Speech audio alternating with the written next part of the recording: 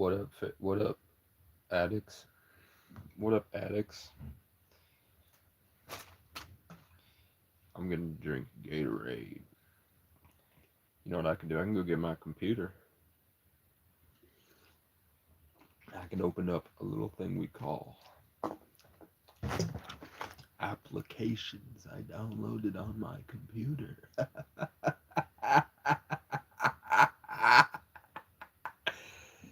I want you guys to look up a guy named Casey Lowry and tell me that we're not fragments of the same oversoul, bitch. I might get my guitar. Chat, I'm dying. I don't know how many people, I don't know who watches me. I don't know how many people watch me. I don't know who's on the other end of this phone. But I'm gonna go get my guitar. Oh no, I almost dropped everything. You know what? I'll take you guys outside with me. I dropped it anyway. Step into a world. I forgot flashlights exist. Alright. Open sesame. Yeah, today I don't know what happened. They just showed. They drove up. I saw them look at my car. Whoever the guy was, I saw him turn his head, look at my car, and then he sped up and took off. Then went right back down the hill, got in his truck, and left. I assume it was Mr. Ray. But what purpose would they have to bring a giant tractor with a forklift on the front? What do you guys think it could be? What do you guys think could possibly be the reason for some strange man that has previously come up here to brag about his wealth and go behind my back to lie to the owner? Why do you think he showed up on a massive tractor with a forklift in front of it? Could there, and then as soon as he sees my car, he leaves.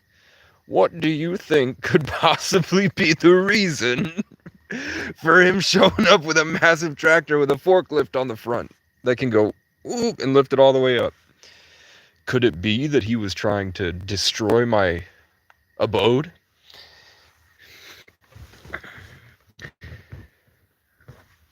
Computer. Computer. What's also just as weird is before that guy got here, I went to bed at 5 a.m. I went to the gym till 3, got back and couldn't sleep. I went to bed at 5 a.m. I woke up at 9:30 and it was completely silent. There was nothing here, no birds, nothing. I woke up at 9:30 with this weird feeling. This ominous weird feeling, and I was like, why did I only sleep 4 hours? And then about a half hour later, they show up with a tool of destruction. See my car, expecting me to be at work, because the past few weeks on this day, I've been out of work. Or I've been at work, out of the place.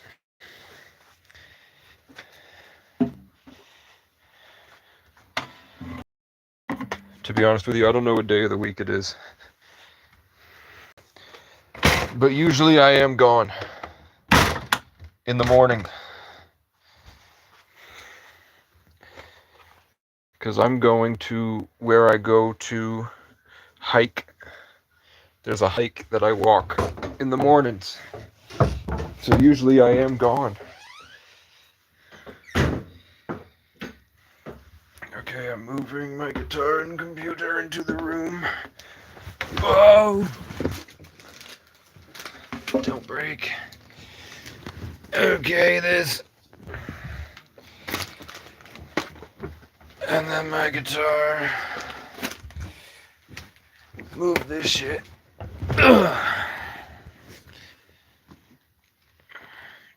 Instead of rushing to go get a pizza, I've been binge eating these proteins. And it makes me feel better, man. It does. So,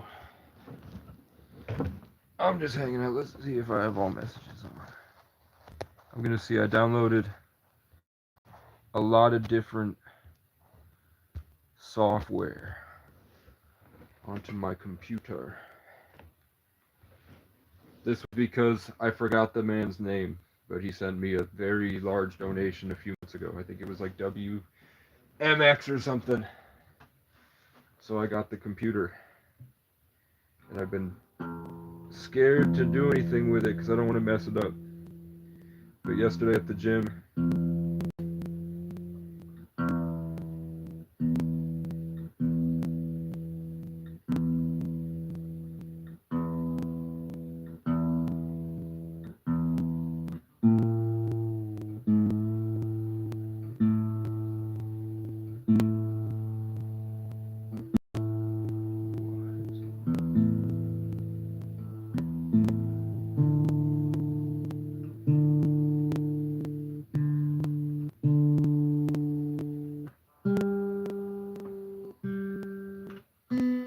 I've never put my guitar down and picked it up and everything was tuned higher than it should have been.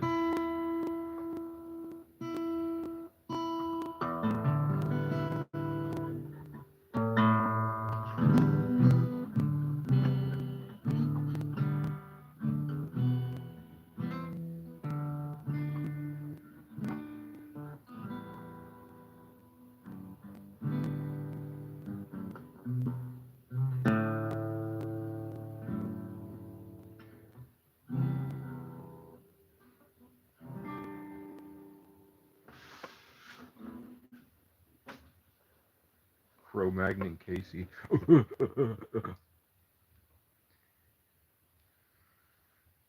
Can I get the Wi-Fi password? What applications do I have downloaded on my computer? I got a DAW on here. What up? Y'all think we're in the apocalypse? That's what I think. Shit's getting weird and old people are not doing very well. And very young people are not doing very well either. It's like the 1998 to 2001 are the only sane people left on Earth in my book. Everyone else has gone fucking crazy. They've gone fucking crazy. So I have to make a name first. Try. Create project. Oh, this shit is not cool. I don't like this at all.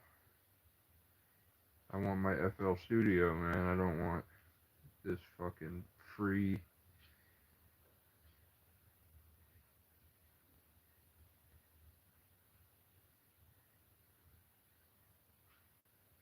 I mentioned. Sorry, spoke of the devil. I talked about that white people are fucking retarded, crazy people. So they had to show themselves.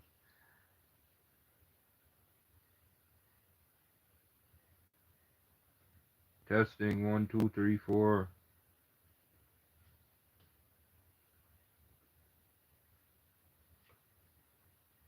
Yeah, I don't like this DAW.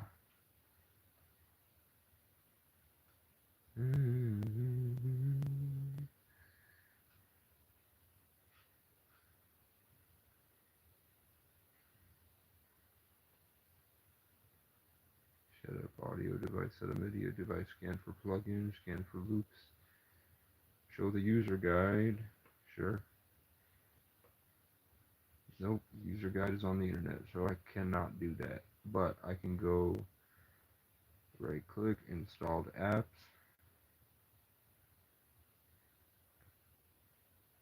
I do have Blender downloaded. What about this one?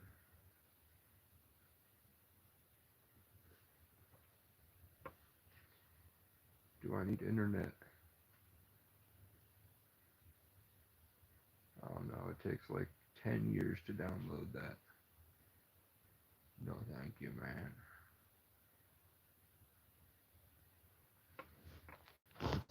See if it's ever been in my chat before.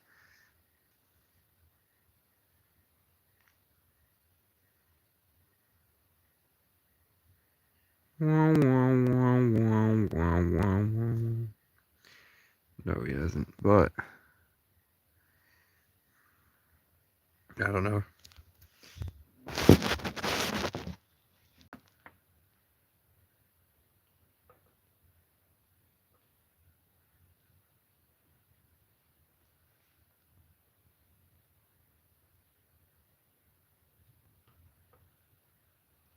I spelled it wrong. Da Vinci. Da Vinci.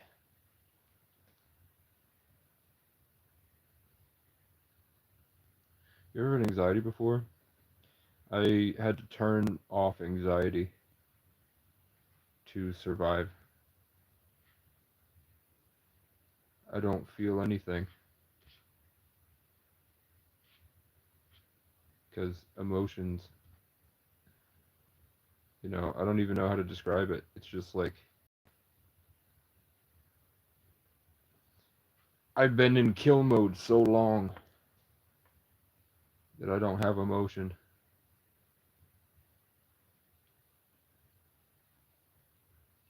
Last time I cried was when my brother died in February 2025. He fell and froze to death.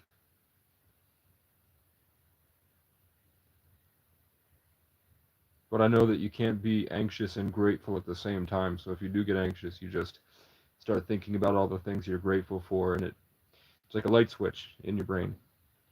You can only have one or the other. If you're anxious and you start being grateful, your brain stops making you anxious.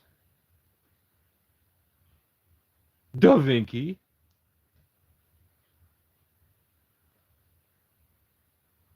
Do want an Ultra HD project.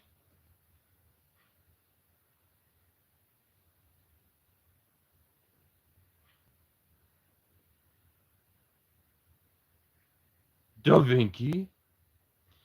Yeah, you just think if you get anxious or you have panic attacks and shit. I mean, sometimes I'll get like this pit, and I'm like, I don't.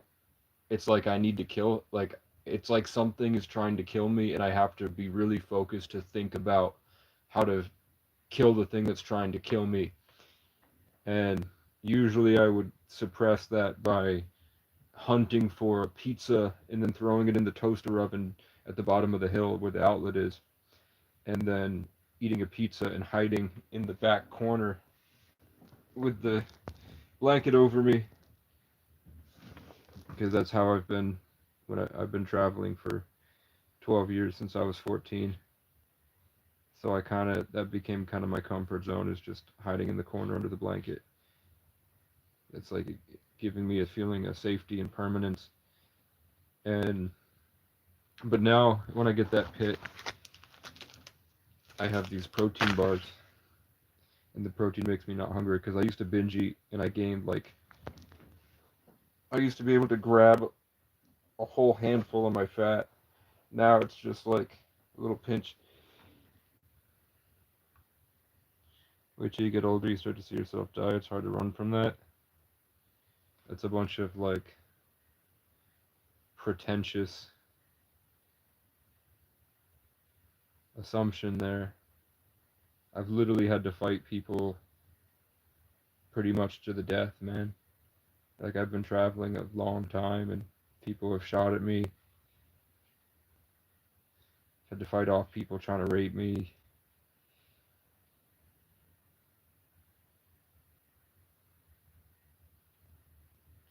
I'm part of the generation that grew up with.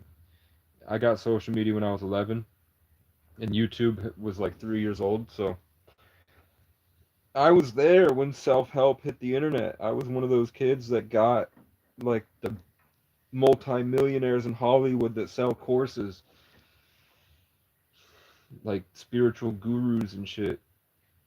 I was there, man. So you know, I was, I didn't really have parents. I was practically raised by autistic millionaires on the internet. And part of what they say is to, like, every day when you wake up, remember, like, really spend a lot of time contemplating the fact that you're going to die and what that's going to be like.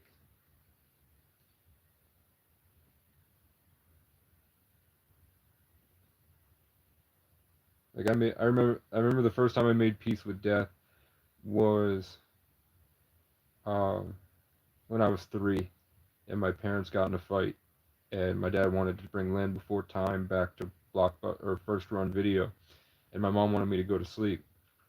So they started yelling, and I hid behind the couch, and then my dad took me to the car, and then right before I got in the car, some type of higher dimensional intelligence, or like, I mean, something greater than myself that's way bigger than just this little life, could be my higher self, I don't know, activated my consciousness through the bag, and I saw this right here floating, and it explained to me that I'm like an extremely old soul, and I've been doing this for a while, but I get to be young, which is a gift, and that eventually I will die.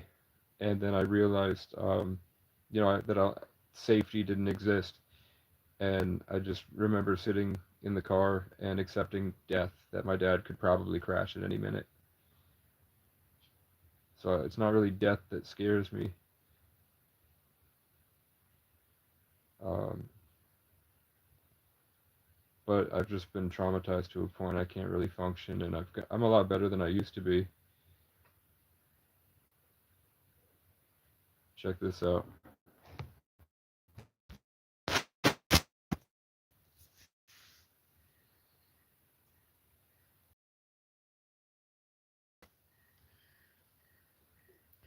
I don't know how any of this shit works.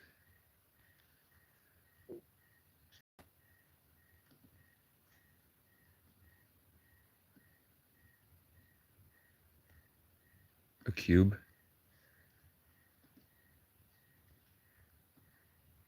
Embiggen the cube. And widen the cube. Can I suddenly turn it into a circle?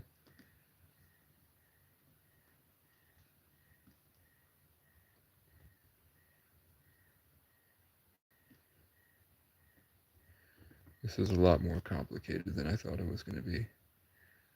I thought I was just going to be able to make assets.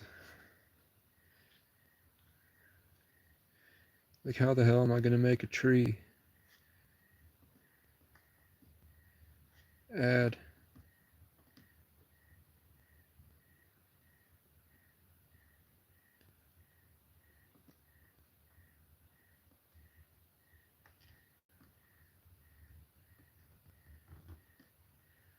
What the hell does this shit do, man?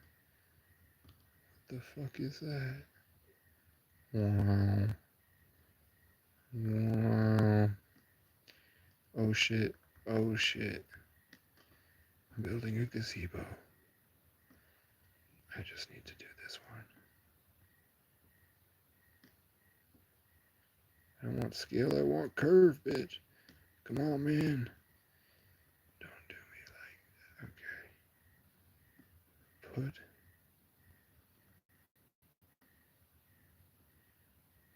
this one. This one. What the hell? What the hell? Okay. What the fuck? I got it. I got it, guys. Shut up.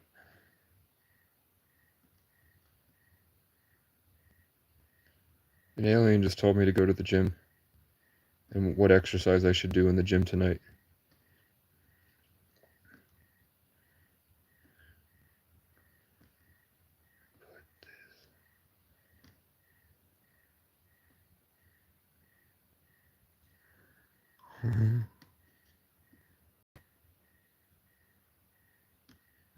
I'm doing it. I'm doing it. I'm doing it. Look. How do I make the size bigger? How do I make it big? There we go. And then down like that. And then like this. And then. Oh, fuck. I'm freezing. I am Megamind. And I'm Megaminding it. Bam. You thought I couldn't do it. You thought I couldn't do it.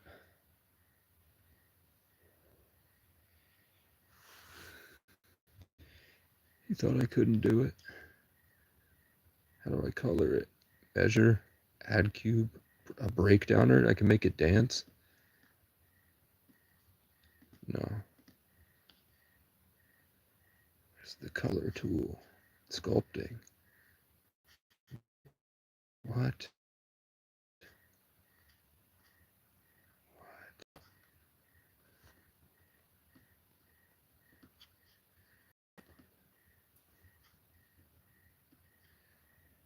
Color. Cursor, yeah, I want cursor. Stroke. Texture.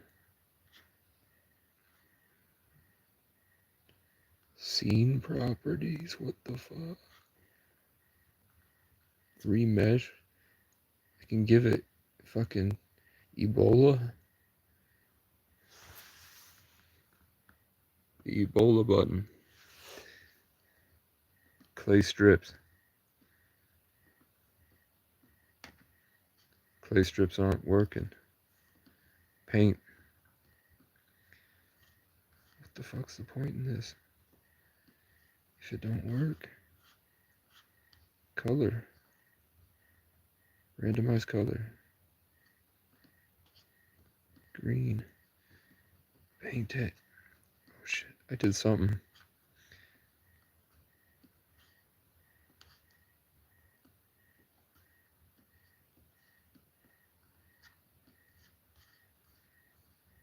Am I working with shadows right now?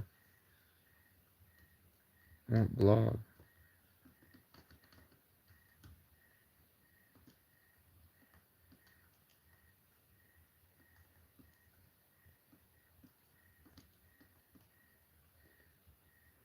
Okay.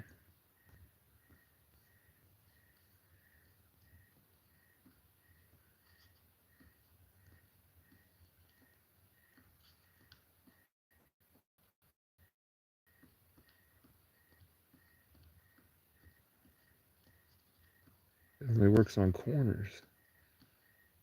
Why does it only work on corners?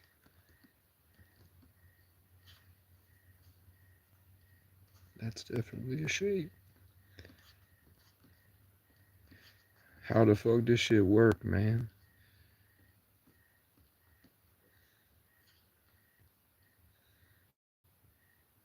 Dude, I want to put a logo in that.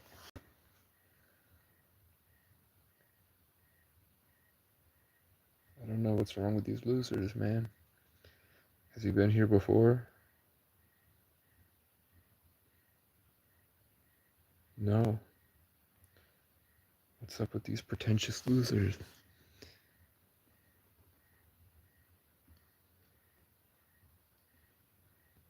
There we go. Now what does that do? Hell yeah, dude, I got a shape. I got a fucking shape, bud. Miley Cyrus's butt looks like turkey at the VMAs in 2013. Draw face. Box mask, box trim. Paint. There we go. Hairbrush. So I think I have to assign this to be able to be painted, and I don't know how to do that, man. Sculpt mode. Vertex paint. But color, maybe color wrong. Blend mix. Darken. Right click. How do I assign this to be able to be painted? Toggle the camera view.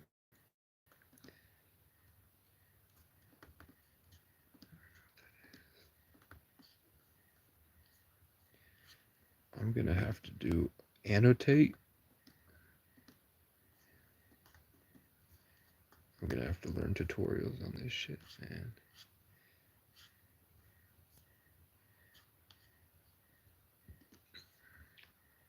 I can't work at McDonald's because I'm a felon, by the way. Something happened. Something happened. This is how they did it. Somehow with this, they did Avengers Endgame. Somehow they made Rocket Raccoon in this shit. They made the Hulk in this. I saw a paint button earlier. Hold on.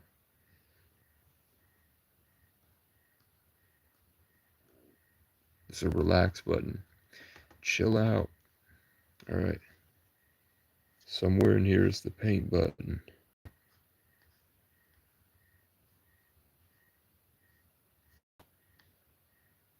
Texture paint. Why are you purple, dude?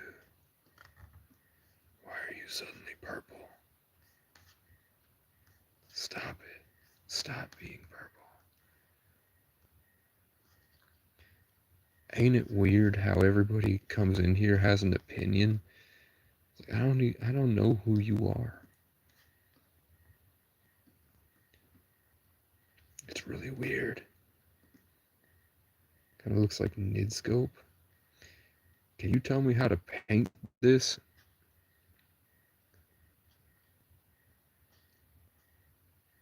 Grok, can you rule 34 this box, please?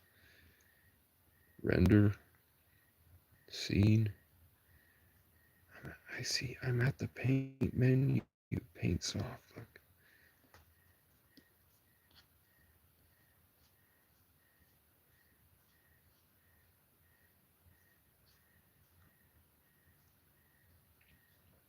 And why is there a box over here unfolded?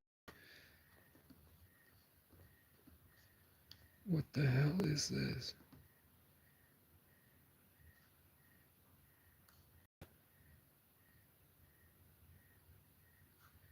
Somehow they made Rocket Raccoon in this bitch.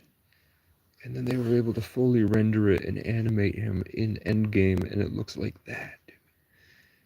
I thought I could just open it and it would be intuitive. It's not intuitive. Because the paint button don't work. You go to paint and nothing happens. Missing textures or link detected.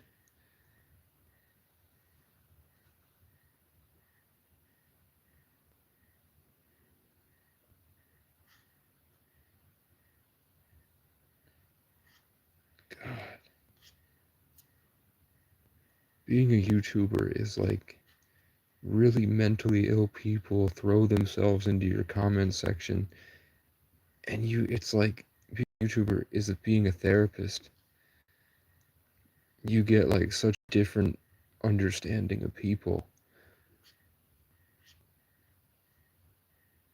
Trying to uncover why the fuck would they say that?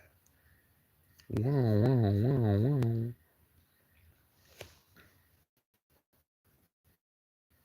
Like, what's going on in that person's head? And it's just selfishness.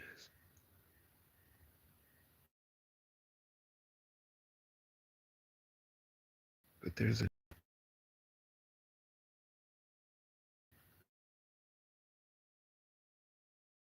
they need something from me.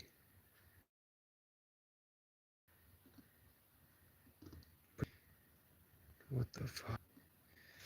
So I know that I can make shapes, and I most likely need a shapes. I'm scrolling, and the shape has color at all. It's just people sculpt. It's basically.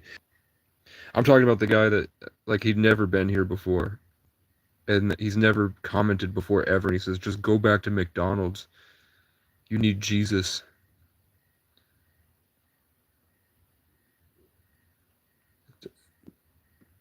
The entire tone of that comment contradicts Jesus entirely.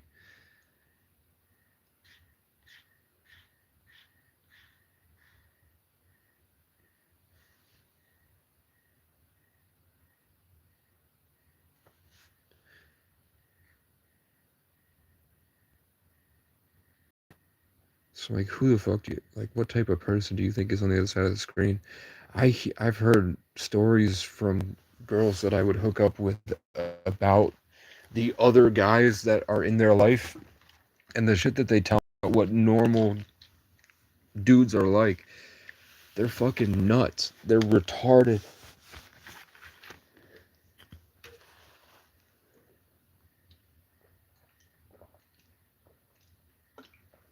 The common denominator between them is that the less intelligent a person is, the more like the more elevated they place themselves over others.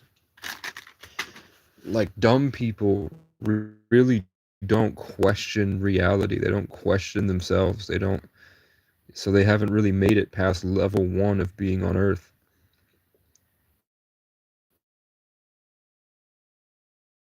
But there's just like a over time they're like,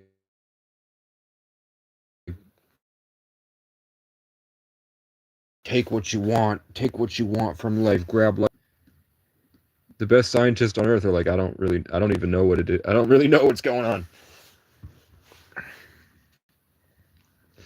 The best scientists on Earth say this is pretty much what reality is, and they're just trying to figure out who's the one that's moving, who's the one that's shifting the box here.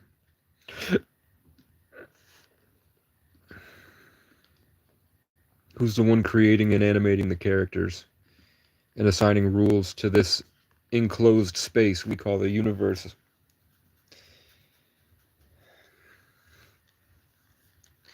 So I'm seeing the Jaden Smith clip where they're asking about something with like a girlfriend or something. He's like,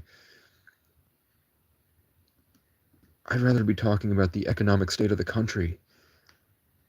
What are you talking about? Why aren't we talking about the intricacies of the economic state of the country? Can you make a woman? I could probably turn this box into a vagina. It's probably the best I got at the moment, and I'm not even sure I can do that because I forgot. If I go to edit mode again or sculpt mode, I'm trying to get back to where I can move the... There we go.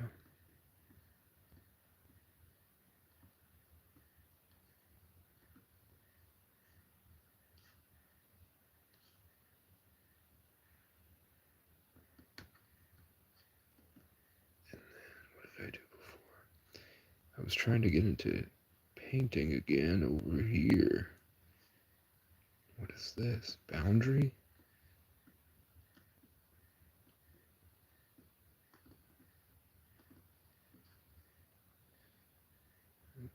Clay strips? I was trying to paint and I created shadows on it somehow. Simulation? Okay. Somehow Kane Parsons made the background this. Do I have GIMP installed? I do. Wait, no I don't. I thought I had it. GIMP is like a free Photoshop. I don't have Wi-Fi out here. Blackmagic remote monitor? What the fuck is that? Blackmagic remote monitor? What the fuck is this, dude? Why they MK Ultra my shit? Why do I have gang stalking software? Why I got chat? Why I got gang stalking software? Don't save. Let's try again.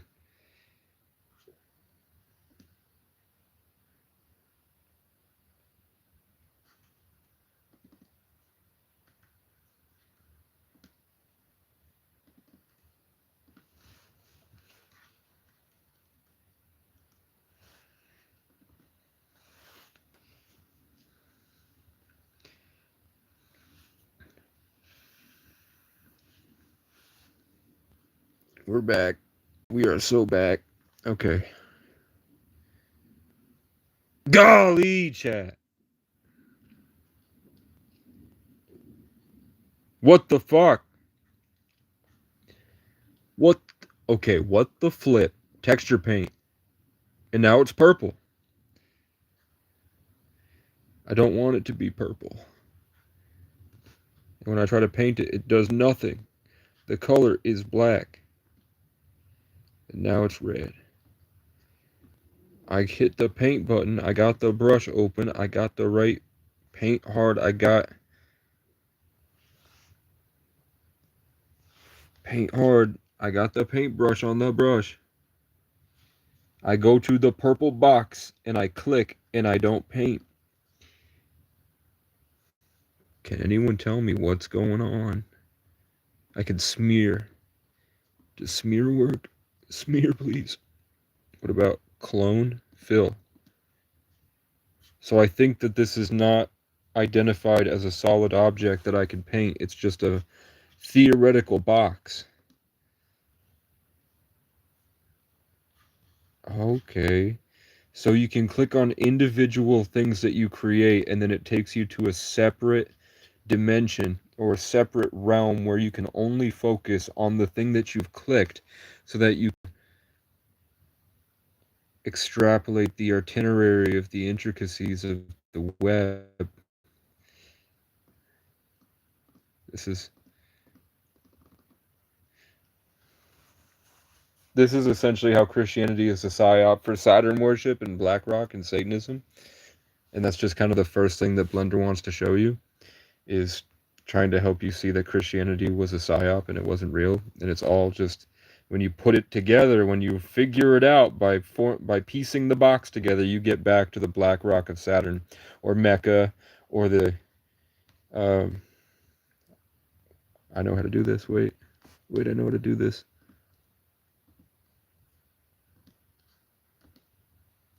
Rotate.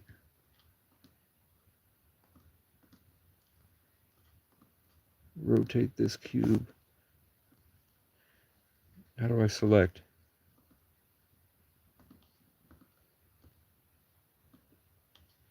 Rotate. I'm figuring this shit out, man.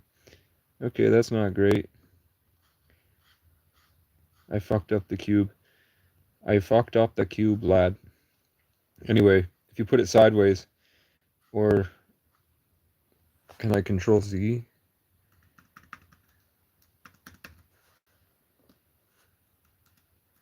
Yeah. Okay, but maybe if I move it, oh god, you can warp the fundamental shape. That's like incredible. Okay, I got it. I fucking got it. You fucking imperial scum. Skyrim belongs to the Nords. There we go. And that's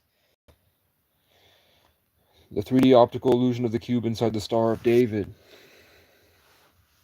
But look, it's the Christian cross.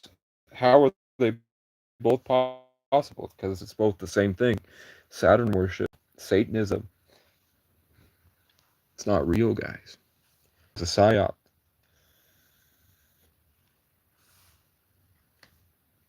Yeah, but we don't know how to draw yet. I found a way to make a cube, and I've just learned how to access the shape to be moved.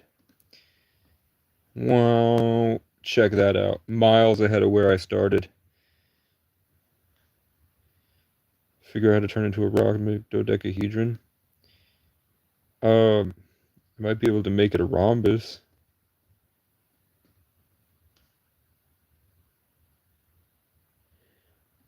I can make it slightly rhomboid in nature.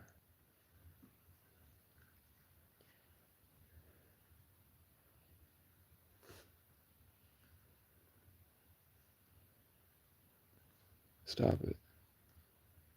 Subdivide. Slide vertices. That sounds kind of lit, dude. I'm down to slide vertices with you. All right. Measure it.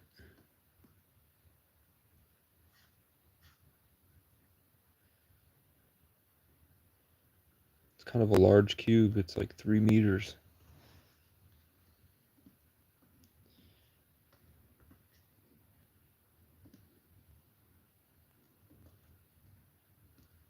Bam. I've rhombused it for you. If you don't want it to deform, you have to group all of its parts. It's only got one part, I think. It's just the cube. Oh, there it is. There it is. Okay. We got it. We got it. We got it. See, that's the shape inside the Star of David. It looks like a hexagon, but really, it's the black cube of Saturn or Satan or Mecca or BlackRock and Vanguard. See, there's the rings around Saturn, BlackRock, and Vanguard, the two parent companies that own the world. But look, it's also the Christian cross.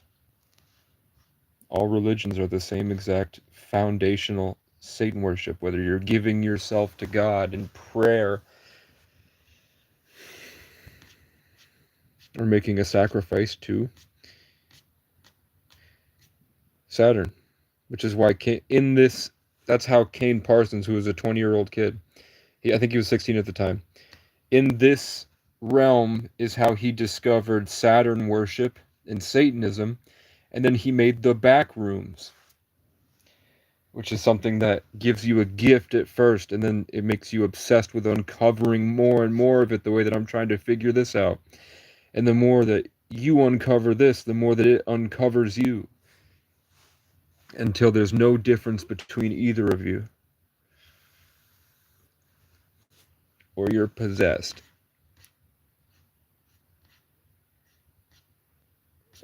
Whee!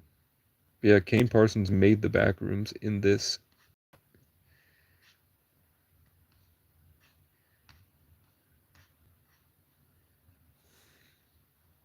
Can I paint the inside? Okay, so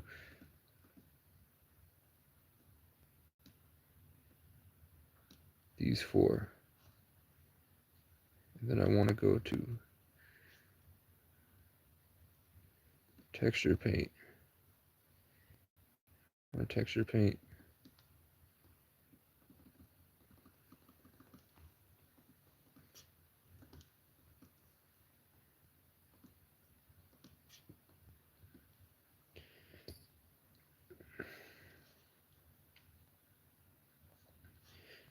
We're trying to figure out how to make mask.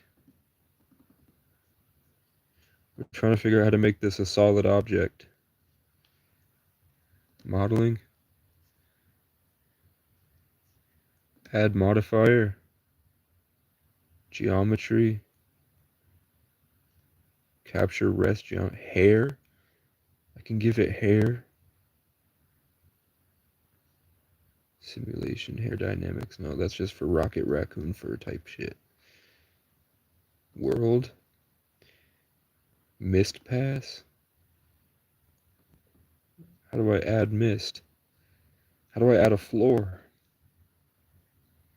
Erotic natures. Are you a bot?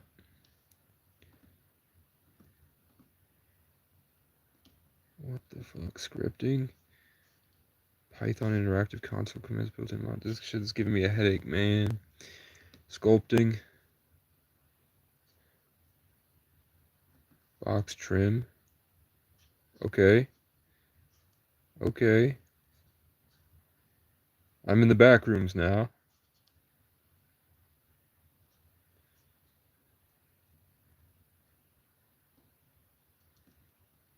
What the fuck?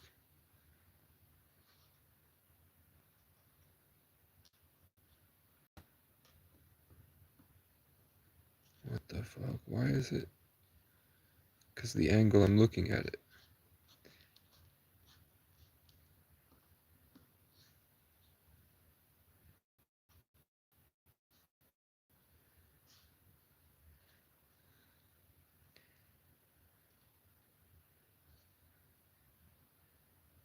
Does WASD work? Oh, there's fucking key shortcuts. Have you tried Godot? I don't know what that means.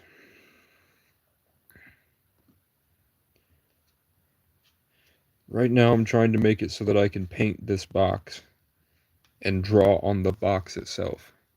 I go to the paint button and nothing happens. I hit paint.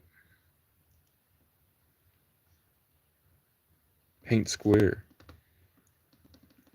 This box doesn't realize that it's paintable, but then I can do shit like that. Or suddenly I create a shadow of some kind.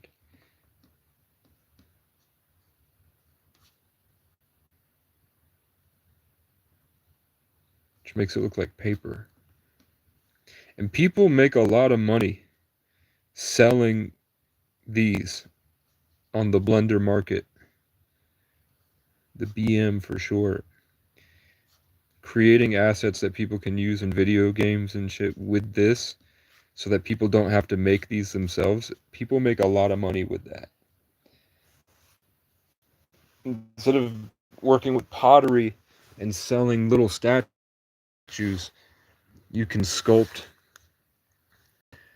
and sell stuff that companies pay big money for.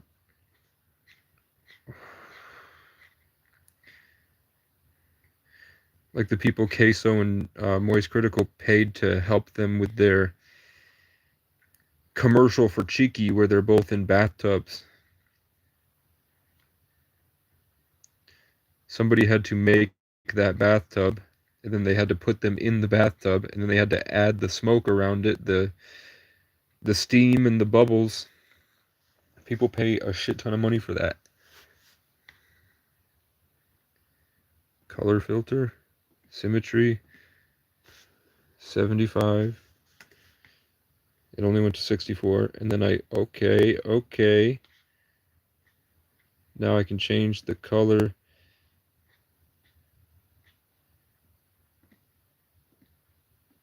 to blue, and then I hit that, and it, okay.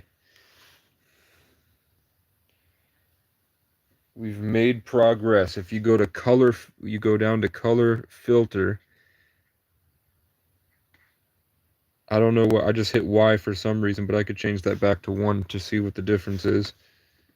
And then we go back to lime green and the whole thing. 3D viewport image editor.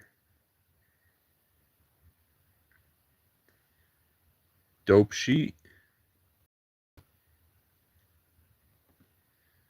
Image editor. Now I don't know what's on this computer, guys.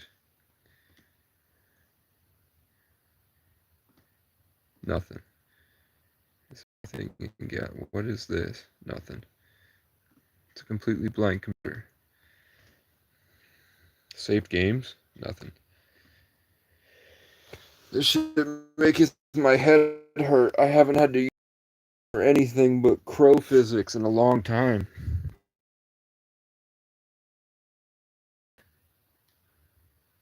Cover that. Okay, we're back to what I did earlier. Now let's see if I can recreate what I did before. Color filter. Paint. Color filter.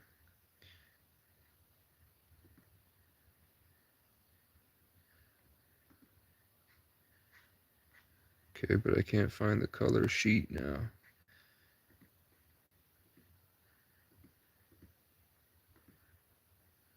Okay, I found tool.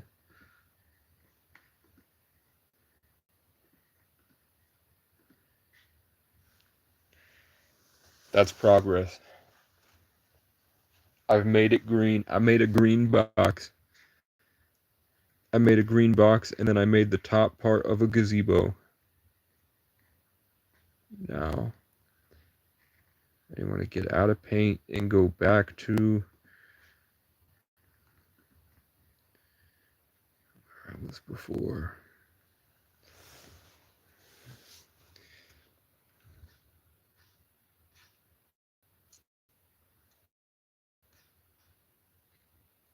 I don't like the energy of 2026. Sculpt mode, edit mode. But how do I get the box shape that I had before?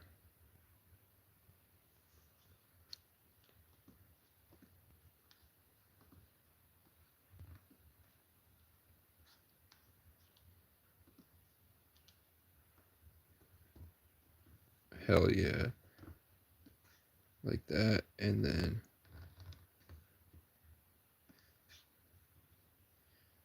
I've made it cuboid again. What happens if I do this?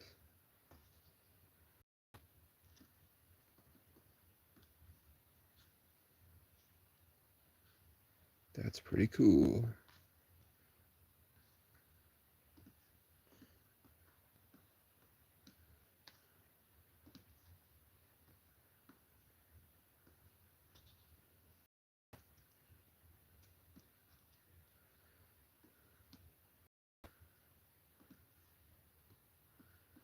What the hell is that? What's these red things, man? What is this?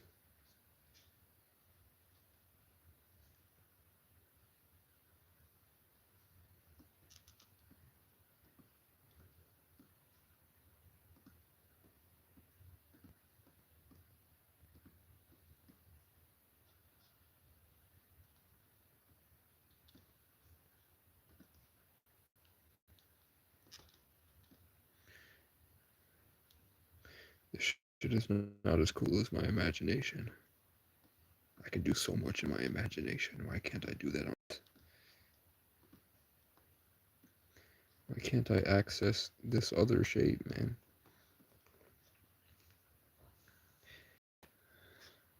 Okay, if I go back to modeling, maybe.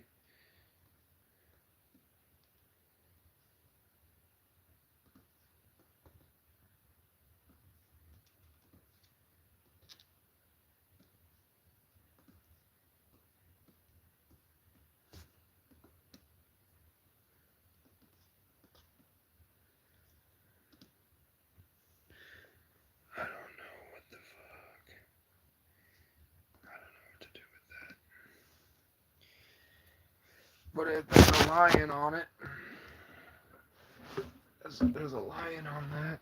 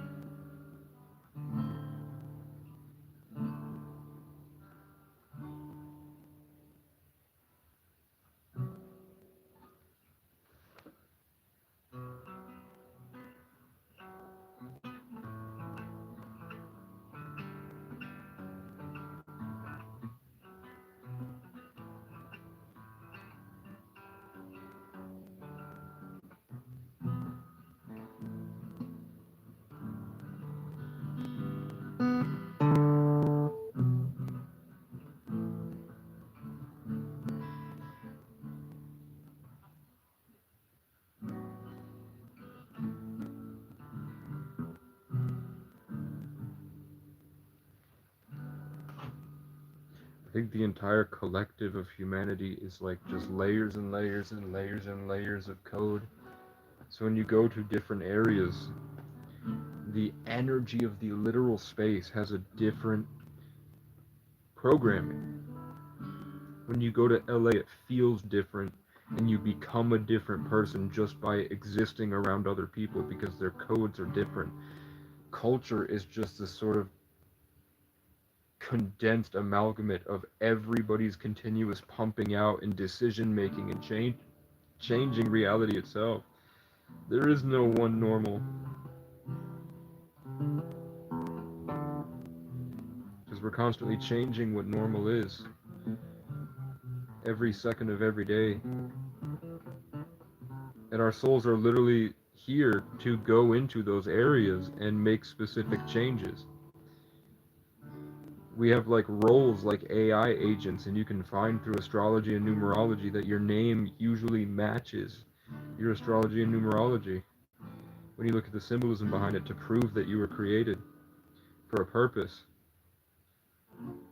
Like AI is running tests.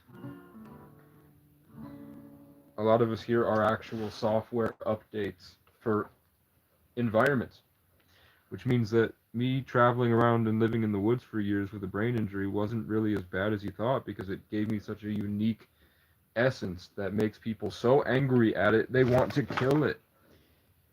People are going psychotic. They came up here to smash my camper with a tractor today.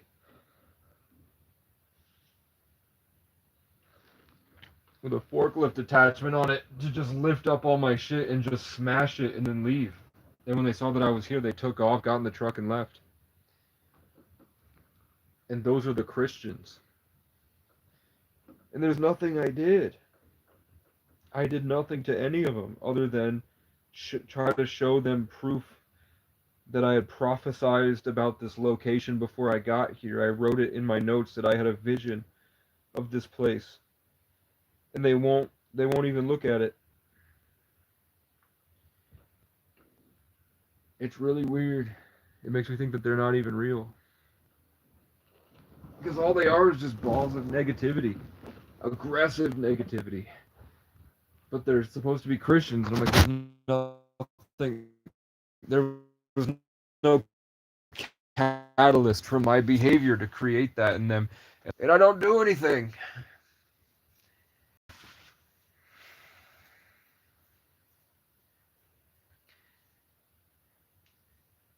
They used to call it spell work, where people understood that base level of consciousness is always co-creating with reality and making changes.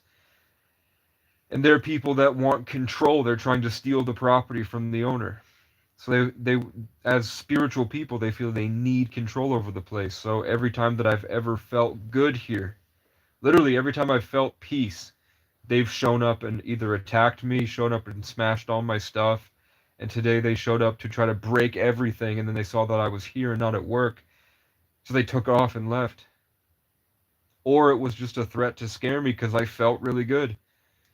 And it was the day after the 11th, so that's when all those people do their rituals, is on the 11th. So after they went and did their rituals in their room, they came up here to continue doing shit. Because they do rituals. I don't know if you've ever been to a Knights of Columbus funeral, but they take the body into the back, and they do rituals on it.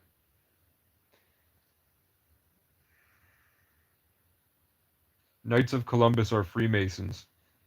But they're Freemasons that say they specifically would like to work. Instead of it being you can have any religion, they're just Freemasons that prefer Christianity. And that's all it is. Knights of Columbus are Freemasons that practice Christianity. They're Freemasons. They do rituals. They believe all the stuff the Freemasons believe. The Epstein shit.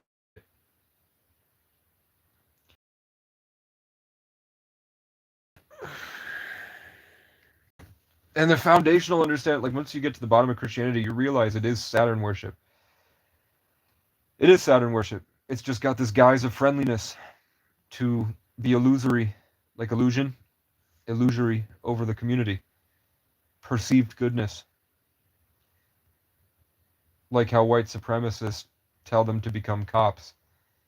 If you join white supremacist groups, they encourage you to join law enforcement or become a judge.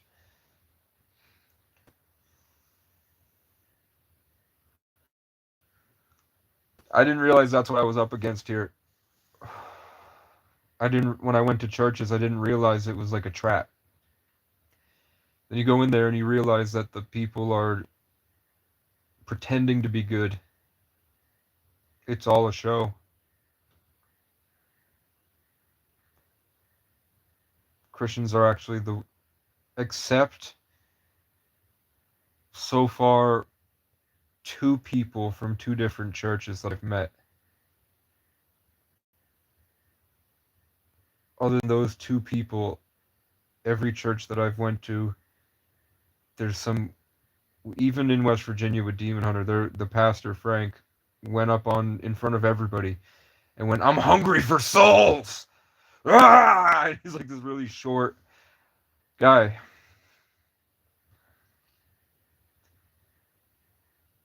That shit was a cult. But these people believe the same thing.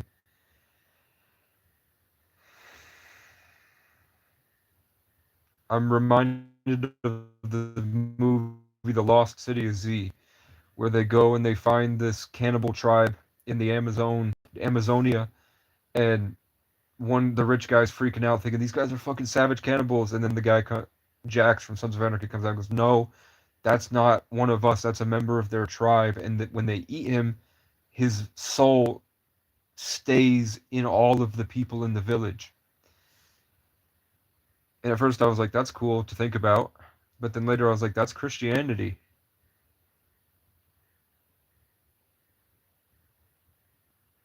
They just do it with one guy instead of all of the stuff. Instead of constantly sacrificing stuff, you continuously sacrifice one guy every day. Christianity is savage. It's about consuming the soul of another.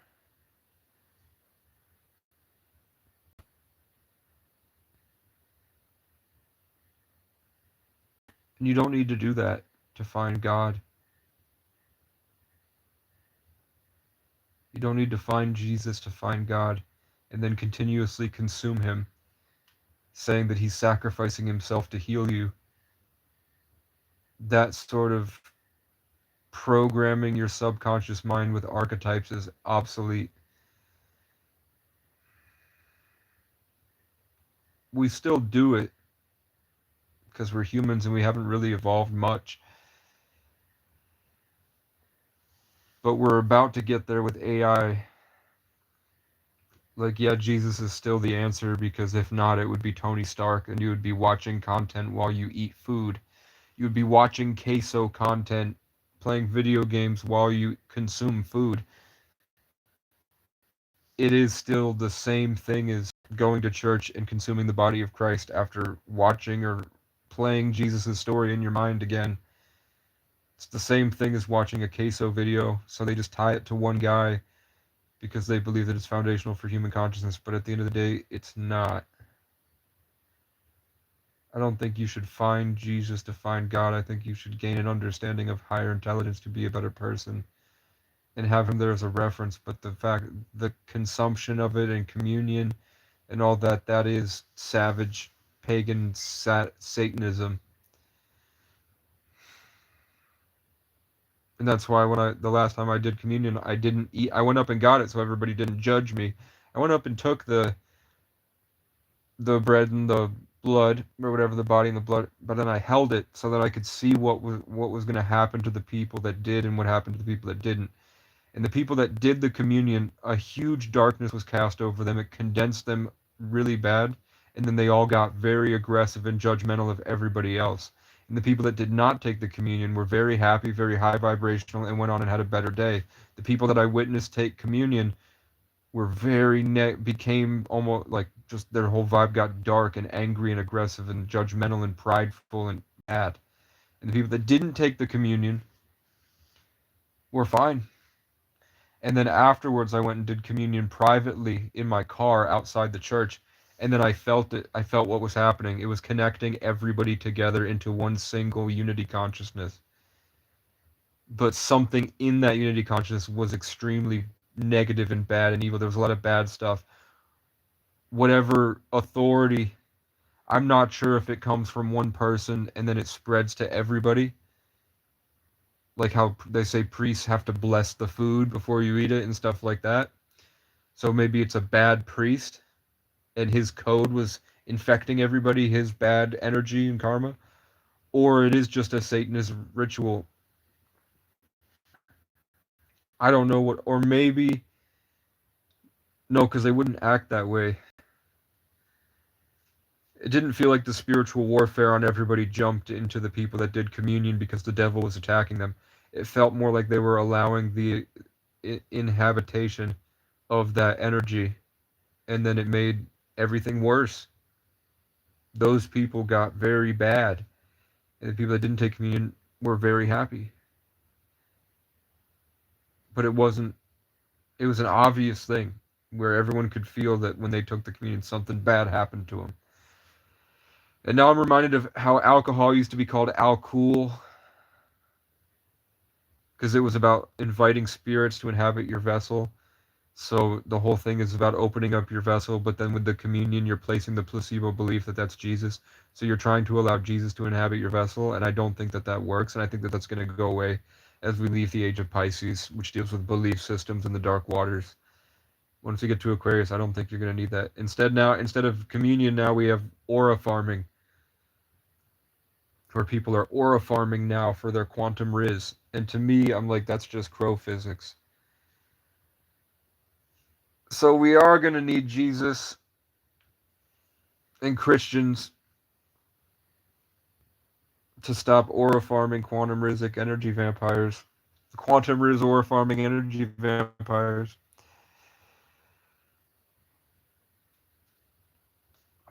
I tried to learn Blender for 30 minutes and I colored a cube green.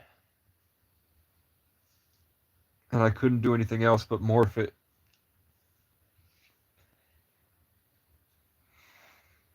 Yeah, today they showed up with a giant tractor with a forklift on it, and then I saw them coming up the hill. I saw them look at my car, and then I saw them speed up and take off.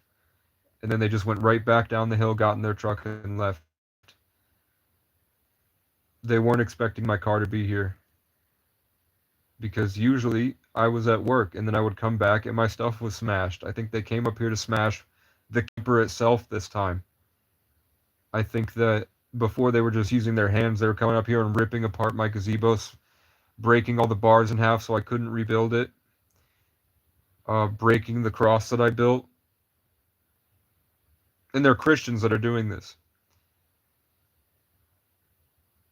But today they had a machine capable of just literally picking up the camper and then just crushing it or dumping it somewhere else. I didn't get a chance to see if they had a tractor or a trailer. I thought maybe they're going to put it on a trailer and then just take it to somebody else's property with all my stuff in it. And then they saw that I was here, so they left. And they took off fast. Like, they sped that tractor up. That's the tractor they use to mow the lawn here. It's supposed to be here. It's not like they're trespassing. I thought they were searching for dead trees. Like, maybe with the storms it pushed trees over. But they didn't, to all the trail networks where they should go look for the fallen trees. They didn't. They came directly up here first to see if my car was here, saw my car was here, took off and went just right down and left. So the only reasonable conclusion I can go to if they weren't looking for dead trees was that they were looking for an opportunity to just crush my camper. Because they've smashed everything else outside of the camper. Unless they watch my YouTube and it was a vague threat because they're old and crazy people, they're old retards. I think it could be like the olden days, how they would act that people still do out here. Like Sundown Town shit, where they're, I think partially that it was a show of force that stop building that fucking gazebo because we can just pick it up and move it. Because I think they have this secret competition with me for some reason. And I'm literally just here to make everything better. There's no net negative for me being here. If you hadn't smashed my stuff and you gave me a little bit of time to get the wagon that I have now, I'm just continuously making improvements. I'm building a gazebo with mosquito nets. I'm putting in the paver pathways. I'm clearing out the brush, and then Friday I'm going to get a bunch of landscape rock that people use for like walkways. And then I don't know what I'm gonna do with that. I mean, I think I want the, yeah, I don't know if I want the if I want to clear the ground in the frame of the gazebo. Oh shit! I do have the frame for the gazebo itself, so then I could just screw in a board frame inside, and then I can put all the landscape rocks in that.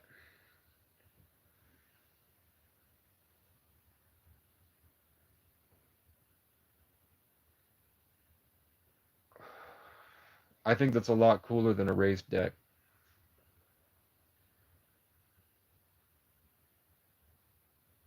Because it gives you the ability to lay on the ground without ticks.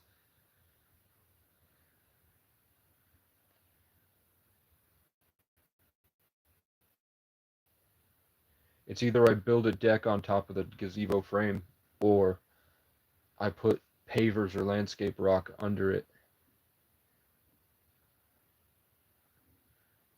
Because the best possible feeling I found testing out a bunch of different stuff, the best possible feeling and connection to nature and just good vibes that you can get in the space is when you're on that 2.5 by 2.5 by 2 inch or inch and a half cement and gravel, so it looks like gravel, but it's a cement thing. It's really cool what I made the walkway out of. And then a garden chair on that. So I just went and got 2 free garden chairs again, or those like pull-out chairs like this. And then sitting on those gives me the best feeling out of everything. So I wanted to place those around and then make little garden sections where you can sit on that, surrounded by the flowers and rose bushes and stuff. But I don't think they'll understand that. I think they'll come up here and be like, why is there a bunch of fucking squares around? And it's so you can sit on that square. I don't think they'll see that. I think that immediately they'll just get rid of it. So I'm trying to make a walkway to the gazebo.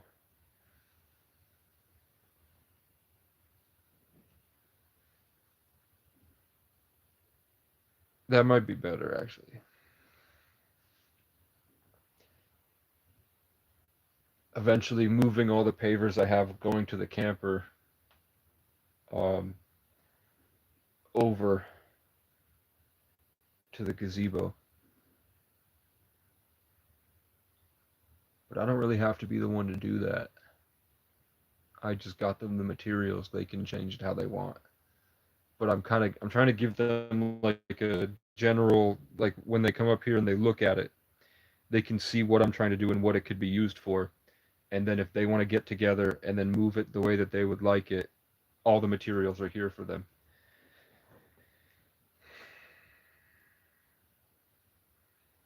And they think that I'm some evil piece of shit. Like, I'm trying to help you guys find God, bro. You're the God you claim to serve, but completely shit in their face. So I think it's really funny that I shit in the middle of the field, and then I suddenly got hit with this massive wave of depression, and I couldn't think or move. So I crawled back. I crawled back in here, and my brain was just telling me like, let the flies eat it, and then the birds will eat the flies, and then you'll hear the birds will be nice, and then it won't smear your shit all over your shovel, and then you have to smear it on the grass to clean it, and then it smells. Just leave it so that you can scoop it up easy and then toss it. But then when I awoke, they were all here. So then they come up here expecting to find a piece of crap, and they get there and find a massive turd in the middle of the field. And I think that that was God. Because then when they looked at it, I was able to be like, "Hey, you guys won't let me into the bathroom for some reason.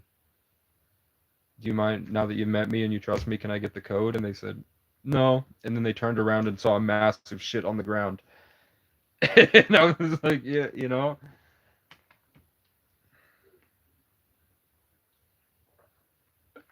Somebody's eventually going to break into that place. There's a homeless encampment where they're living in a camper in the woods half a mile down the road, and they're strung out on tons of drugs and just wandering around in the middle of the night with no flashlight. In the middle of the night, they're just wandering out on drugs in the middle of the road. Like, I'll be driving to the gym, and then I'll see like some random woman here as me, because they saw that I was here, and they've never come back.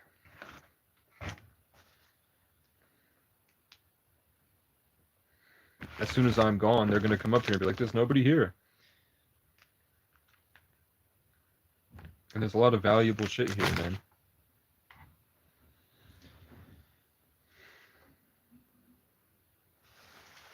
But I guarantee you, one of those homeless people has probably met me in the past, so he's probably told them, "Yeah, he's cool." Like, I've probably seen them at the food shelf or something, so they recognize my car.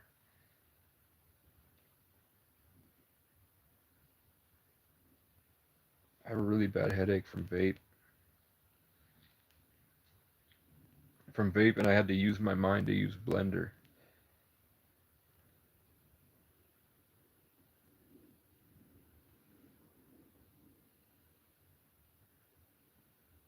I guess if I did everything right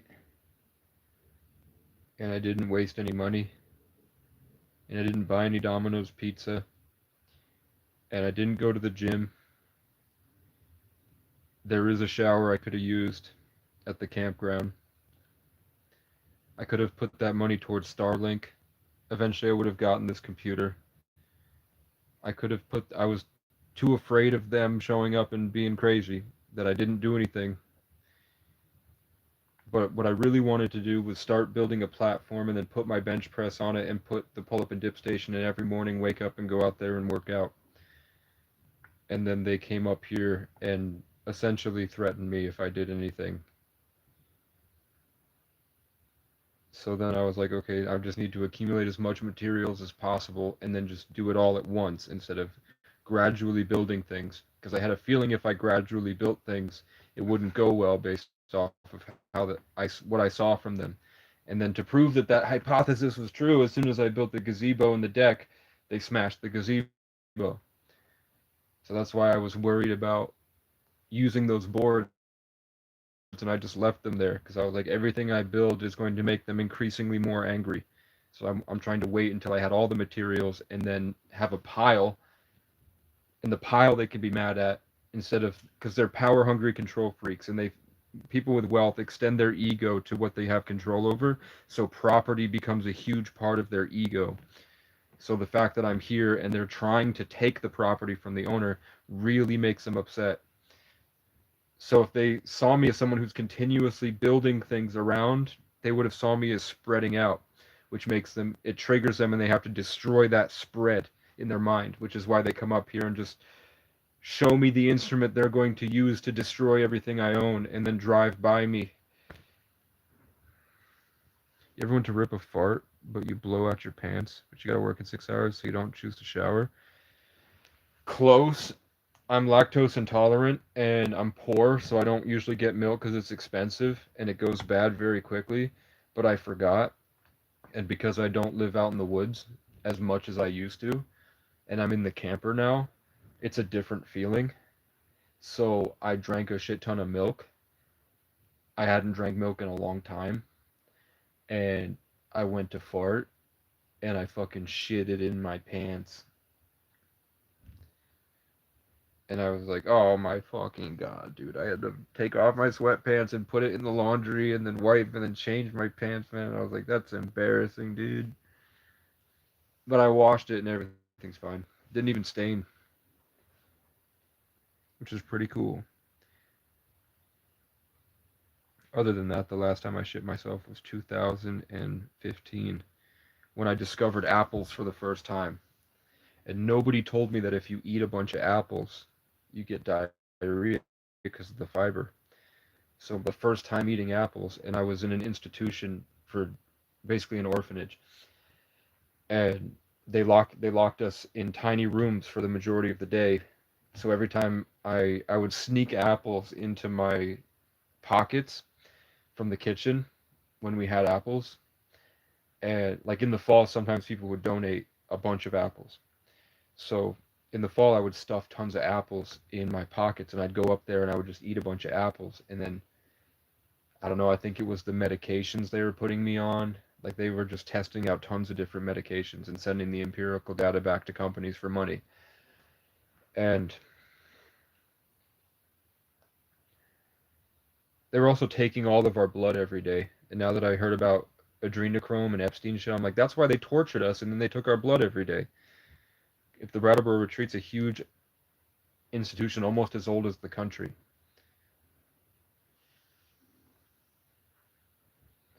I've gone through those basement tunnels and seen the torture rooms that they used to have. There's these really weird dark rooms with no windows deep in these tunnels under the building. And the tunnels go all the way into town and all the way over across the road to all the different other buildings. And in those are like these like solitary confinement with no windows and no ventilation.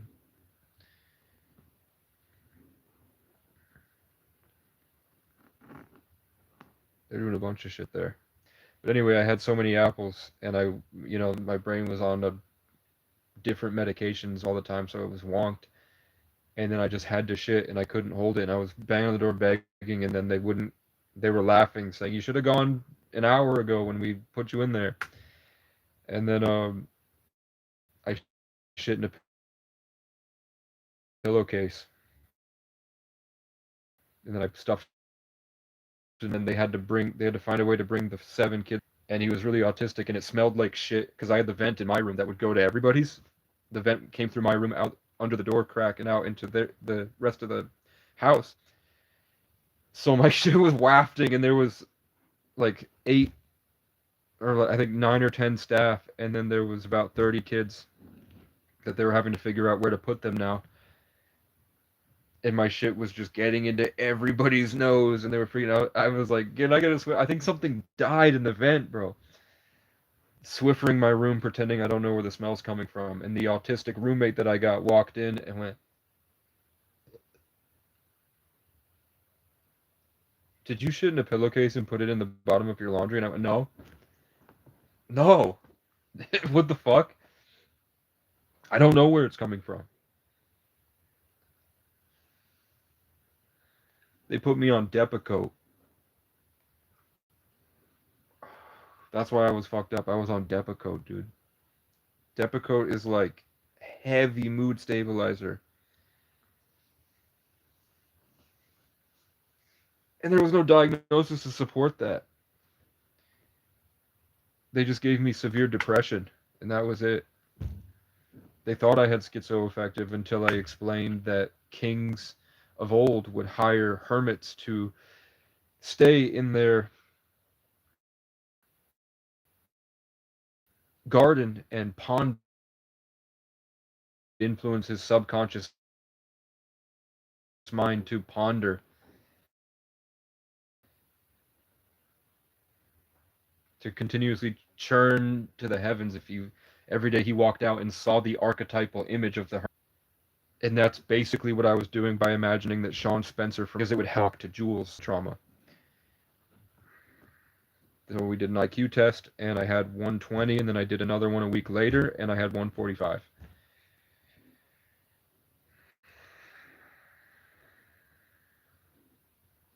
No evidence that a mood stabilizer would have been necessary, but they put me on a heavy mood stabilizer.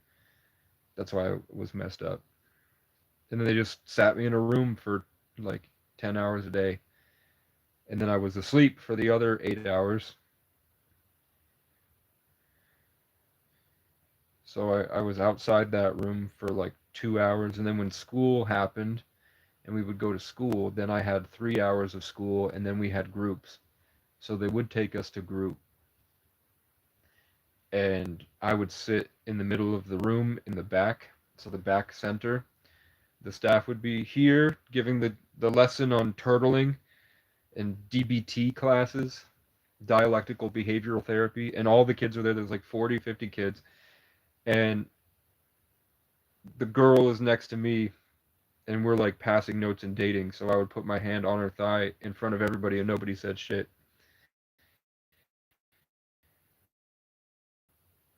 And I felt like a king. I felt like the king of the crazy people.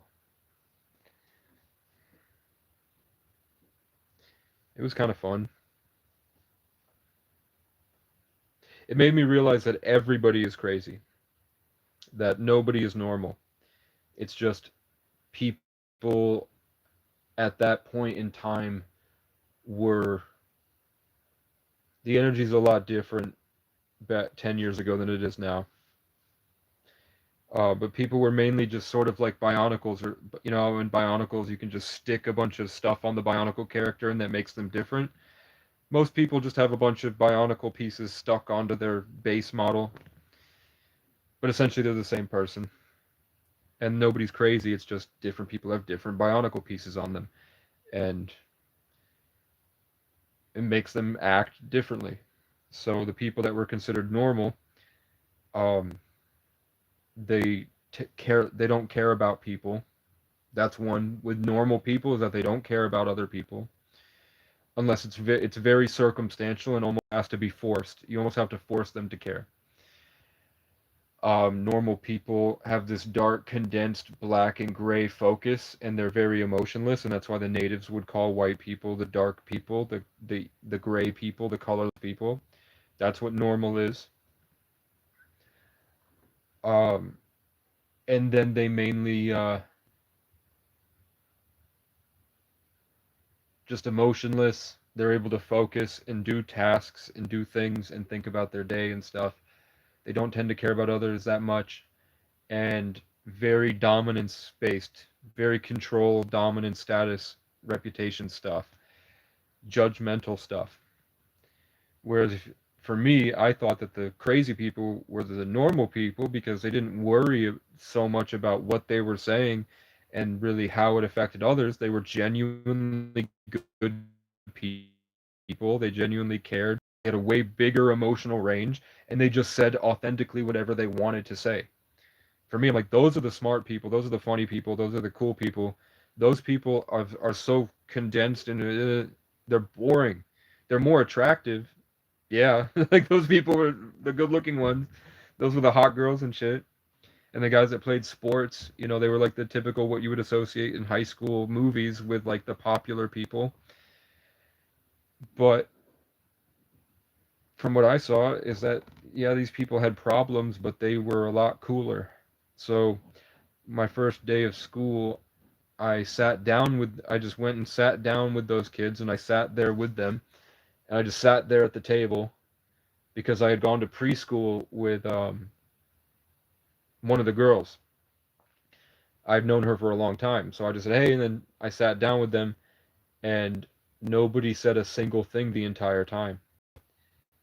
The only thing that was said was by the tall kid that played the sports, and he said something like meh, meh, meh, meh. And like everything he said was like the I'm better than you and I'm inconvenienced by his presence. So then all the cave monkeys, I could see it, and I was just sitting there, not really, when he would talk, I would look, and when the other person would talk, I would look at them, which is pretty normal. Nobody asked me a single question or anything, so I just sat there for a while, and then I got up to there's only two tables. I went up and sat with the other people, and the other people were laughing and freaking having a good time, but they were ugly people. They were the weirdos. So I would just laugh, and everybody was cracking up and having a good time and rambunctious or whatever you call it. And then I never even looked because I was just back then I didn't give a fuck. I was on my mission and I was focused on other things. I never looked back at that other table ever. I don't know how they perceived me at all. I didn't know if they were looking at me or anything because I was having fun. But I know that every time I ever did see them, the guys were just stomping around and like posturing with a low tone and barely saying anything. And the girls, it was really forced. Like it seemed like the girls almost had to force themselves to talk to those guys. Whereas everybody over on my side was just like laughing, having fun, doing whatever, and not really worried about anything. So I'm like, I don't really see like when everyone shames me for not being normal. I'm like, I don't. It feels like my output of happy experiences is much greater.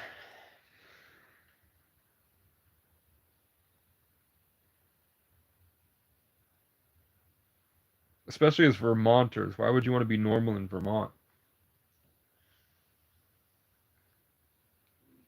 It defeats the whole purpose. Vermont's supposed to be weird. It was a hippie commune.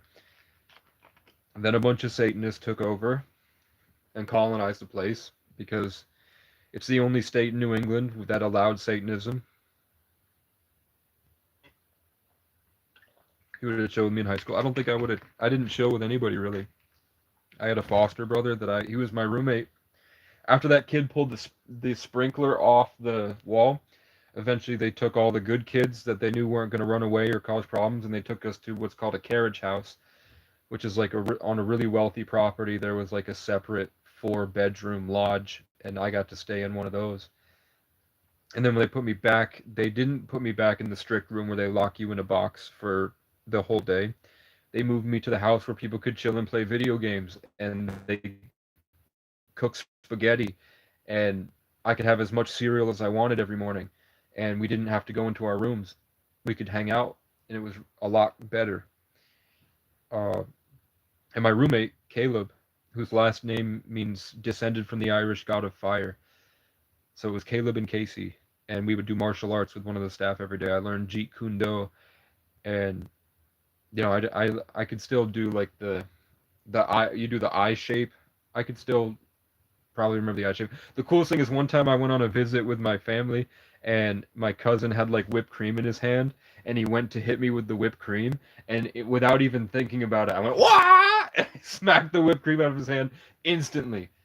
And I was like, I didn't even have to think about that. It was so subconsciously programmed for me just pacing around in my room doing the stuff.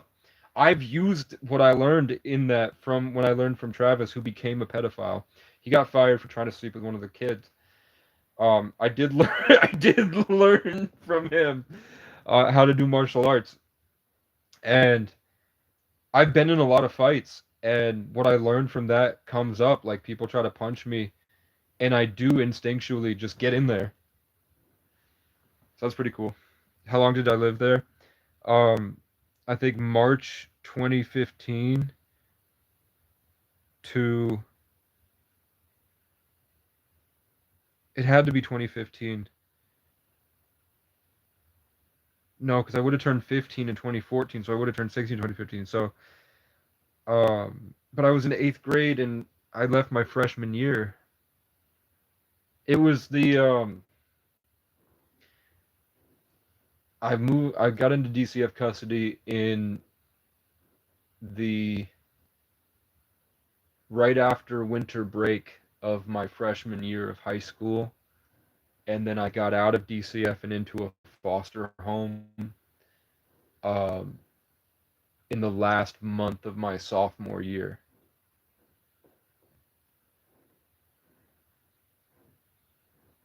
So I was there over a year, uh, 2 summers, one winter and 2 summers. I'm 26.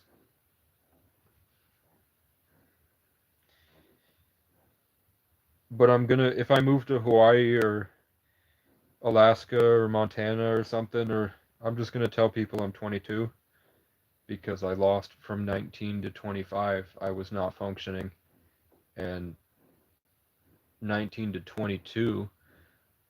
I mean, just 19 to 20, the whole year of 2019 and the whole year of 2020, and then the first half of 2021. I wasn't able to go. I was just wandering around. I couldn't really speak or form sentences. I mainly just sat there, unable to form words, and I would wake up in sleep paralysis, and that could last the whole day sometimes. So I would wake up at like 5 a.m. and I couldn't move, and then I couldn't really move until noon, and then I would have to recover from everything that I went through in the sleep paralysis. So I would just lay there until 6, and then I would get up and eat and feed my cat and just put on TV, and I'd watch YouTube. I would watch Jay Schlatt and Aiden Ross YouTube videos, and then and then I like 2021 I found, or like late 2020 2021 I found astrology,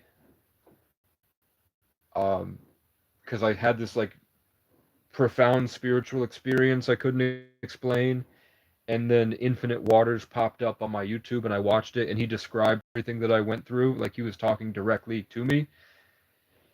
So then I went down the spiritual rabbit hole because my algorithm, I would have these spiritual experiences where I meet extra dimensional beings, and then they would literally, I used to be a lot better at it, where I could literally see them enter the space and I could see them working to the phone, and then the phone would notify me of a video, and then that video would take me, and they would keep suggesting I go, and every time I scrolled, it would show me people across the country like Von Two Cut, Foster eBay, Spiritual Soul, um, Enoch the Freestyle God, Infinite Waters, um, just spiritual people that were living in projects in cities that were all black and were all saying what I was experiencing. So in my head, the only black people I'd ever met at that point in my life was my vocal coach and my piano teacher. So in my head, I was like, black people are the superior race, and they have some spiritual thing that makes them have these experiences. And in isolation, something's happening to me where I'm experiencing it, and nobody else around me is experiencing it. And then I lived with some. I walked up the road. I dropped my keys. Somehow it fell out of my pocket. I had to go back up the road, and then there was a man sitting there. The man's name was John, and I say Johns and Shawns are the people who take me from one place to another in this cyclical simulation, whatever this experience. Johns and Shawns take me to other places. So I met John, and I didn't like his vibe. He was an addict. He was alone. He was like 30, and he was in Section 8, and he had a bunch of spiritual stuff on his wall, and like the Kabbalistic tree of life and all that. He had the tree of life, the acacia, on his wall, but the Kabbalah tree of life. And all this stuff, and he was sitting by himself. And I remembered thinking that this is God showing me, this is whatever showing me, this is what I could become if I don't make better decisions. But then suddenly he takes me to um, this farm, and then I stayed with like 40 Jamaicans in a barn that they had turned into like a bunch of rooms in the top floor of the barn. And it was nice, and they cooked food, and they were making money selling COVID masks. And I got drunk, and then it was time to go, and then I threw up in John's car, and then he ran around the side, knelt pretty much almost on the fucking puke, and he's like trying to console me, and I'm like, this is gay as fuck. This guy's fucking way too sensitive with this shit. Just let me puke. But then I was like, and I cried, and I said, I think I failed because I think I was brought here to do something, and I can't figure out what I was supposed to do. So I think I failed, and I'm worried that that's like that decision will change the entire trajectory of my life. So then he was like, no, we'll make it cool, we'll make it good, it's fine. I'll go talk to him. So then tomorrow, one of the Jamaican guys hit me. I was like, what's up, what's good, bro? And I was like, ah. So I just laid in bed for 3 months, and then I got mad because I did have a girlfriend, but she was seeing who knows how many other guys because I was essentially a vegetable. And it made me really mad, the feeling of not being good enough, but knowing that I'm good enough, but then when I go to do things, I'm not good enough. I'm still the same person, but something, I can't do anything anymore. I'm floating behind my body permanently now. I have this insane spiritual experience now that nobody will ever understand, that I can predict what's happening, and I can see angels working in people's lives. I can see people who are lying to me. I can see demons on those people. But I didn't call them demons, I called them just dark spirits of some kind. I wasn't totally sure what it was. And I would just sit in the studio. So I got mad, and I started walking 10 miles on the track every day and wandering around trying to figure it out. I didn't care what people thought of me. I would just walk around in public. I didn't care. I would just stare at the sky. So I would just, you'd see, imagine you're driving into a small town of like 12,000 people. And so it's not a really small town, but it's a small town.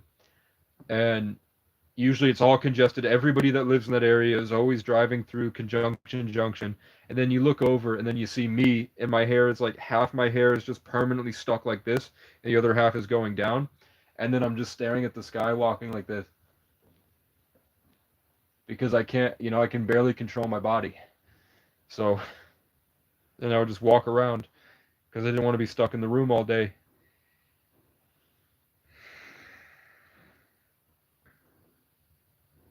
The point was that he would hang out with me in high school. I think he said he would hang out with me in high school. Back in high school, I just wanted to talk to girls, man. I didn't really like friends. I just kept wanting to make fun things happen. Like I got everybody to start playing hacky sack in the senior lounge, and then like 20 people showed up all the time, and then a bunch of girls started trying to hang out and play hacky sack with us. Everybody wanted to have fun because I was creating the fun, and nobody else was having fun. The jocks weren't having fun. The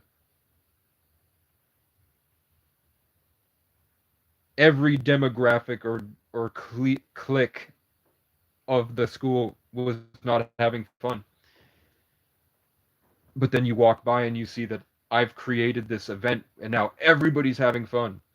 So then I would just take them to Chinese food after. We'd sneak out of school. We'd all go to Chinese. We'd all go to Dakota's house.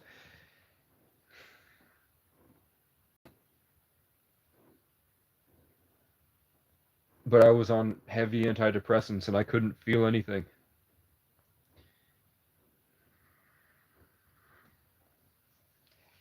And I had abandonment issues and whatever trauma you'd associate with my childhood, with isolation and being trapped in rooms, and the only people around are like very mentally ill that respond hostilely to any stimulation at all.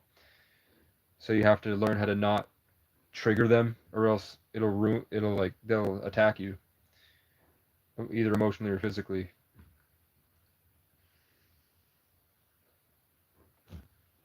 What was my favorite hobbies besides music? Sex.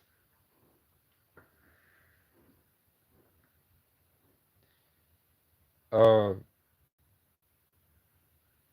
so I'm in my foster home. I'm 16. Um, I would just do push-ups and work out every day, and then I'd go lay in bed and watch Game Grumps. I'd take my medication, shower, look smacks or whatever, just take care of yourself. Um, and then I'd go on runs and I'd go work out more. And then more my mind is going towards is that I have to go get more practice talking to people. I have to take risks and go talk to people and then establish vulnerability, humor, openness, and then eventually you just laugh and you some type of to increase the comfort zone and then lead them to a better event. So that's how it was described to me. So I would take them on an adventure because I didn't like that idea. I felt manipulative, and that's not what I wanted. I wasn't trying to manipulate people.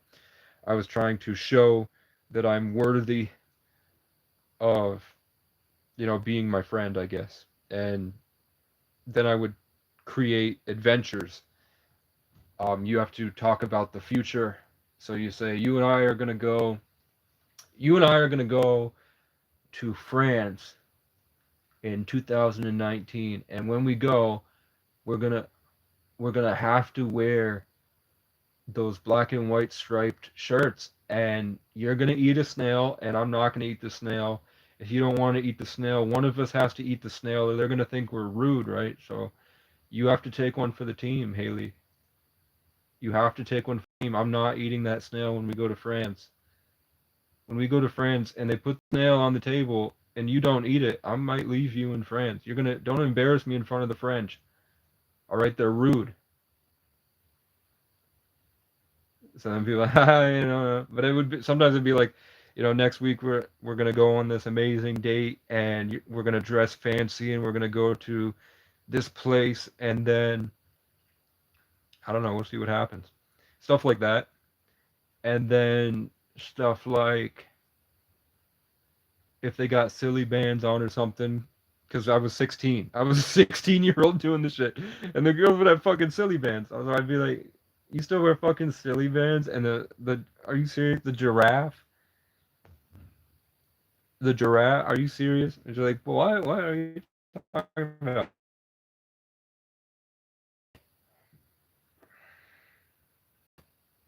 Come with me, let's go get a churro. Let's go get a churro. And I was like, well, I'm going to go get a churro. And if you want to come with me, that's cool. If not, I'm going to go get a churro. And then they'd always come with me to get the churro. Or the tacos or whatever. And then eventually I would take them back to the hood of my town where I was sleeping on a bed with three other guys and we were all stuffed into a twin mattress, and I wouldn't go back to my foster home. And then if my friend didn't want to get out of bed, I would just have sex with the girl in the bed next to the guy. And one of my worst moments in my entire life was that afterwards we walked back downtown and she wanted to hold my hand, and I was worried about what other girls would think if they saw me holding hands with that girl that I had just had sex with. I hate that I did that. I should have just held her hand and we should have just hung out. But I was like, I have to do this and I have to do this and I have to do this and I have to do this, and I wasn't, because of the antidepressants, I wasn't even there. I wasn't even there. Now it's like Interstellar now, where I'm like a ghost going back through my memories and yelling at myself in the past. So I'm like experiencing my memories of being there with all these stuff that I did in life, and I'm trying to like enjoy it secondhand because I wasn't there. It wasn't me.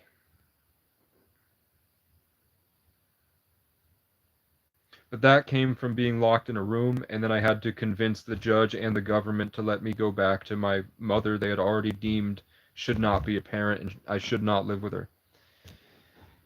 And then before that, it became I have to be good enough for the 9 kids in a homeschooled Irish family that lived up the road in a town of 400 people.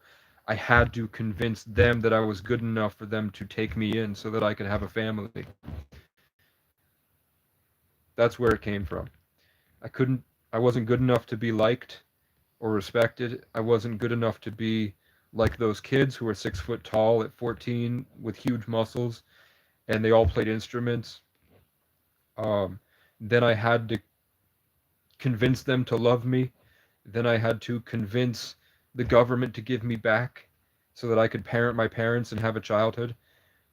Then after that, being locked in that room and just the cycle of how am I going to get out of this? How am I going to get out of this? How am I have to, it's a point system and different staff give you different amounts of points for your behavior. They have to do it. It's part of their job, but we don't have any behavior to measure. So they really just go off of their emotions at the end of the day.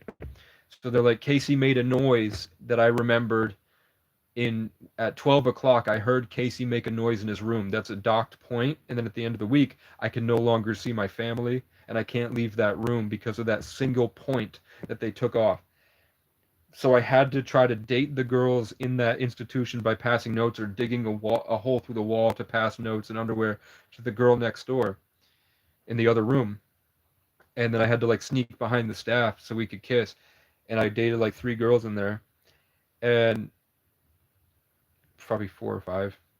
I was getting in, and I would get in trouble a lot because then I got ballsy and we would be out at like a farmer's market one weekend, and then I got really good at it. I was like a ninja, dude, because the staff would go this way and then I'd go around the back of the staff so that we could touch, because there's no physical contact allowed in there.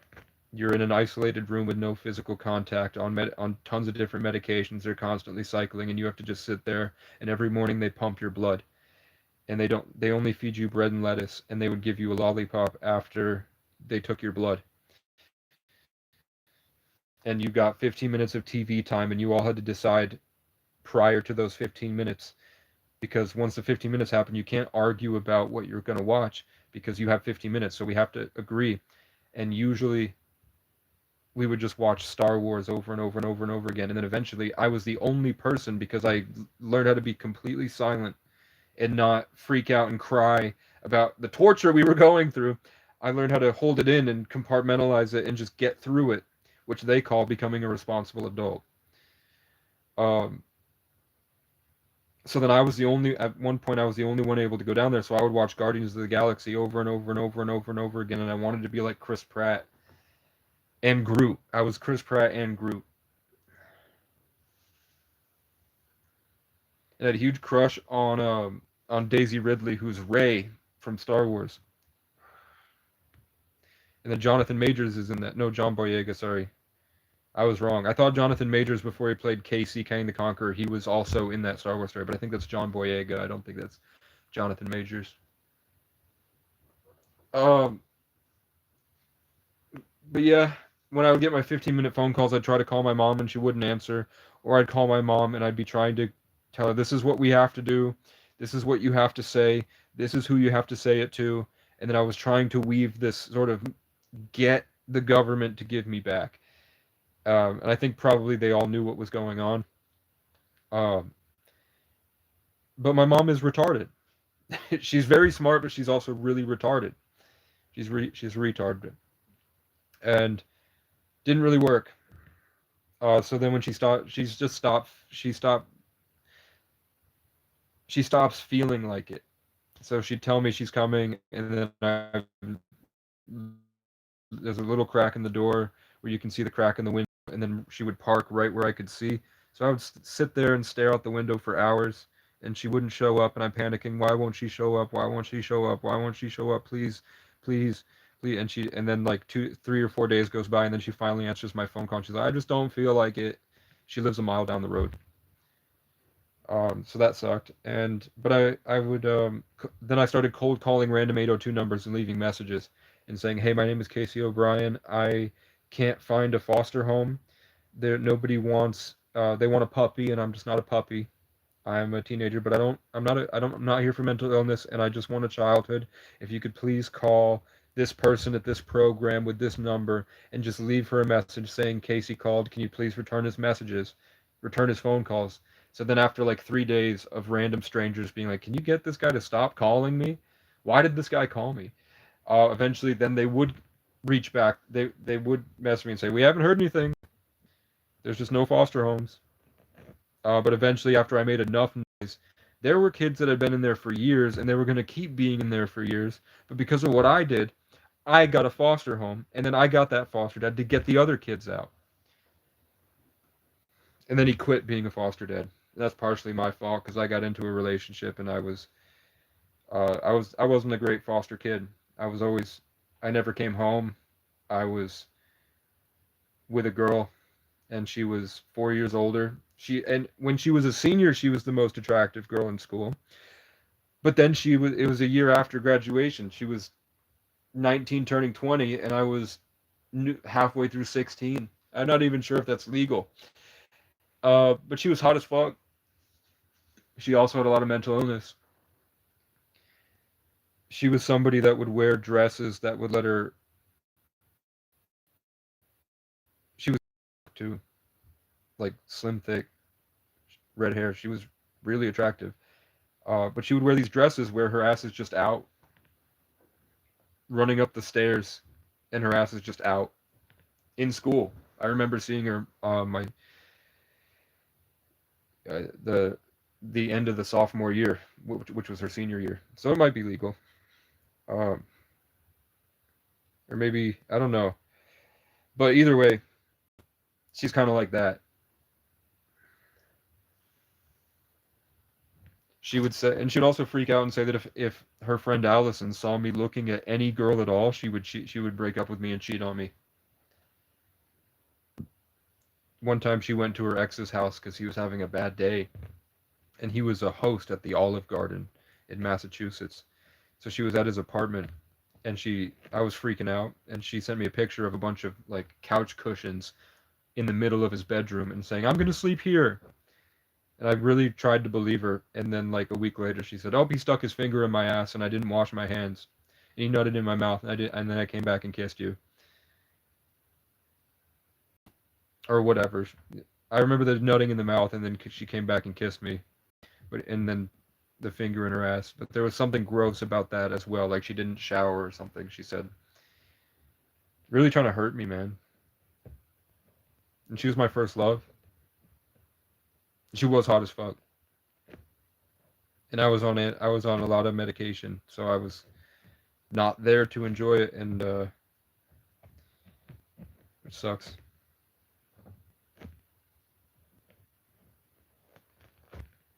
But it was like my birthday. We were watching X Men, and because Mystique is naked in X Men, she made me go into the other room. And I mean, she didn't make me, but she would have left and cheated on me if I didn't go in the other room. So on my birthday, my family was watching X Men, and we were in the kitchen just sitting there, not even on our phones, just sitting there, not even talking. Thanksgiving, she said she was gonna go cheat on me, and I fucking bit her phone in half and cut my whole mouth open. She was gonna text a guy to go. I don't know if I think she said rail or guts. And I fucking just bit her phone in half. And it was because she was convinced I was talking to girls in high school that were my age. And she wanted me to get her pregnant. I don't know if she was pregnant or not. When I talk about my dead son Avery, she said that she was pregnant. She could have just been getting fat.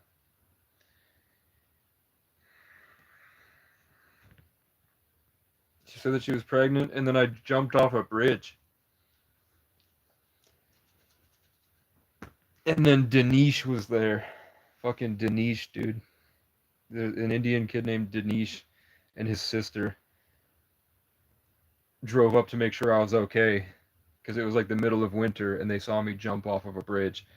But then I just landed fine and I just swam to shore and just kept walking.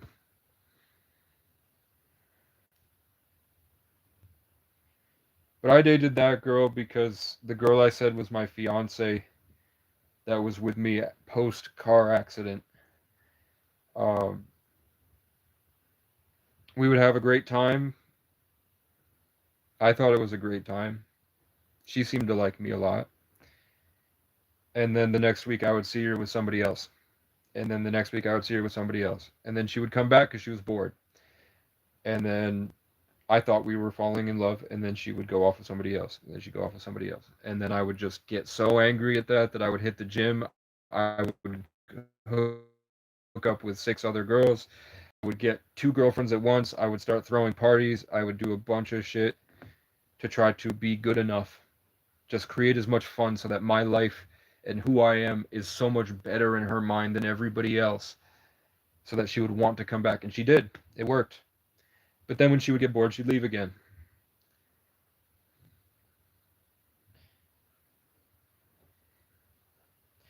Like my graduation, I had this amazing girlfriend that was really good for me. And that first girlfriend I was with tried to hug me at my graduation, and I ducked under her and walked away, and she started crying. And then I just left her there. And then I walked to go see everyone, turned around, and then my friend was with the girl I say was my fiance.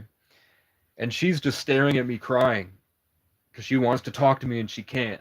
And I was like, and I left. I'm not even sure I waved. I just looked at her and then I turned around and went back to my girlfriend. But then I discovered weed, and when I discovered weed, I started cheating on that girl all the time.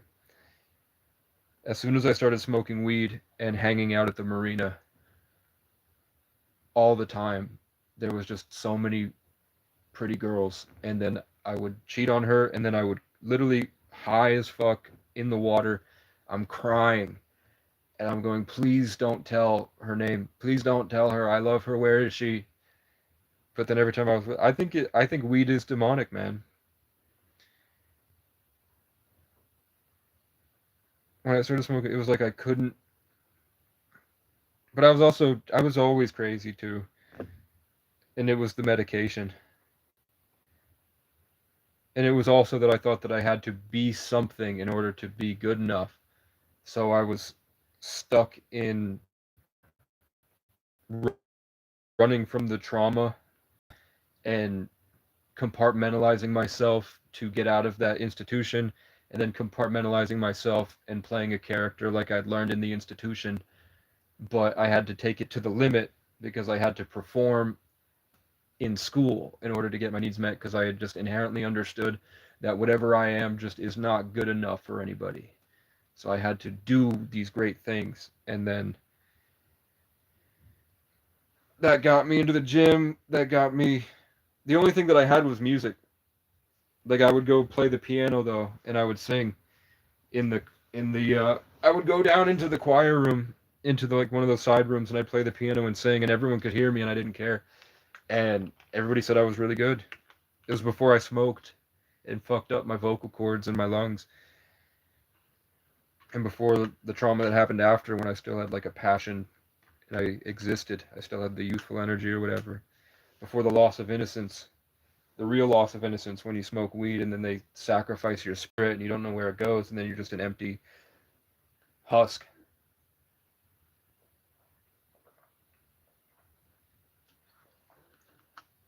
I would sing. So then they paid for me to get vocal lessons from Bob Dylan's vocal coach and background singer. They got me piano lessons with like one of the best in the state for free.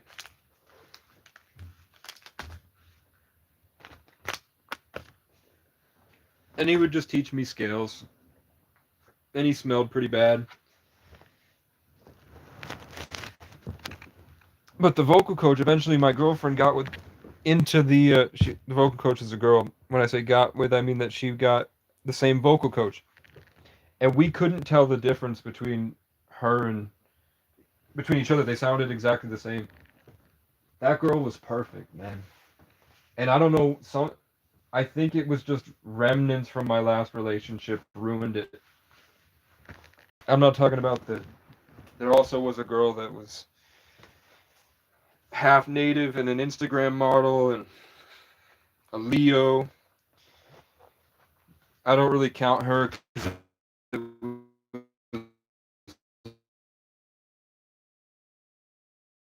but I didn't really care. Like, it didn't make me sad. So eventually I get this text from some dork saying, I got your fucking bro. And I just went, you can have her, dude. And then I think I went and hooked up with a girl I would say is of equal attractiveness for the misogynistic standard, whatever, being 16. Like half hour later, I just texted a girl, asked her to come over. And I did game, man. I'm an autistic person, and my special interest was relationships and dating and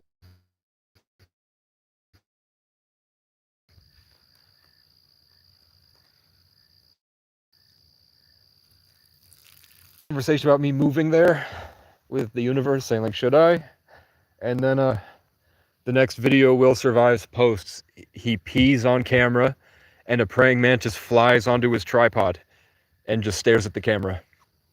Right after I have a conversation, should I go to Will Survives and try to do something there? And then the next video he drops, he's pissing on camera, and a praying mantis is on his tripod.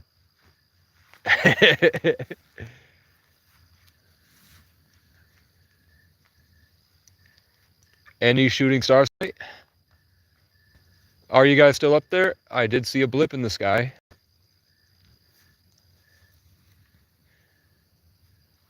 Am I on the right path? Oh, that was a huge shooting star left to right, immediately saying, no, you're not on the right path. Immediately. Right there, I swear to God. I swear to God, kill me, strike me down if I'm lying. I promise you, it's not a shooting star. It's a UFO. It's a projectile from a UFO. Right in front of that plane, too. There's nothing that can go that fast. And it's saying I'm not on the right path. I don't know how to fix that, though. I thank you.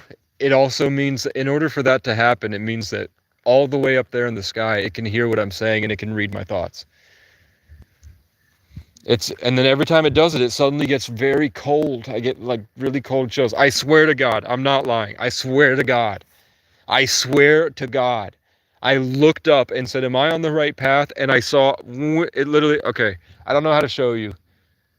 So all the way up in the sky, you know how slow a plane goes? Where it's like just really slowly. It was like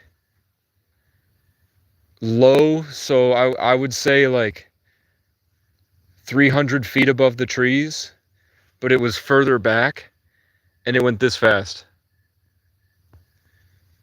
But it wasn't a shooting star. It had a shape like a saucer, and it has like a trail, and then they make the light surrounding the trail of energy around it. They light that up.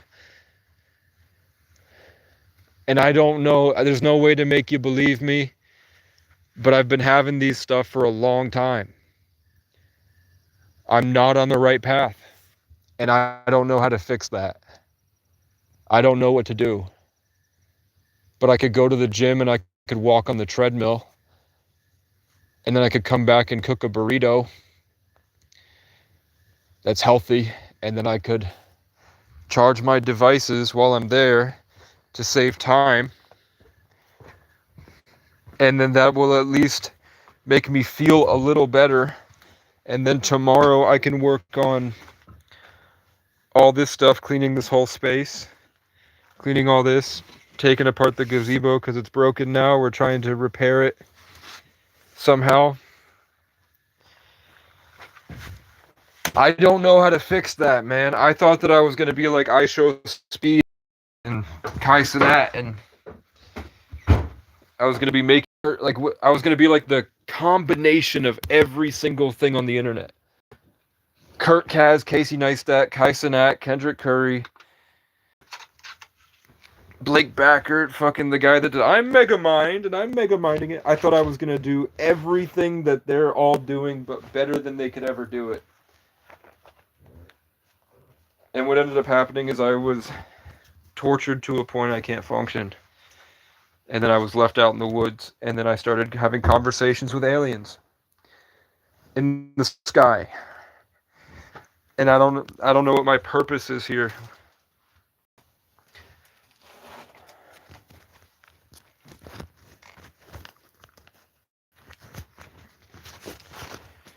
I don't know what to do, man. But they clear as day, and when it's clear as day like that, there's a seriousness to that. They don't just do that for nothing. They've never done it for like, should I go get milk from the store? Should I do 3 push-ups? I've asked it 100 times if I'm on the right path and got nothing. But if I have hope and I have like something in my head I think will progress my life in a better direction, then I'll go left. I think that the size of the brightness of the light and the speed and how close it is to me signify the intention of the answer. So because that was a lot closer to me, it was a lot more powerful, it was bright, and it was more obvious when I'm on the right path. I think that was a bigger suggestion, like there was more impact to that no that they were saying. But they just flat out told me I'm not on the right path, and I don't know how to fix that.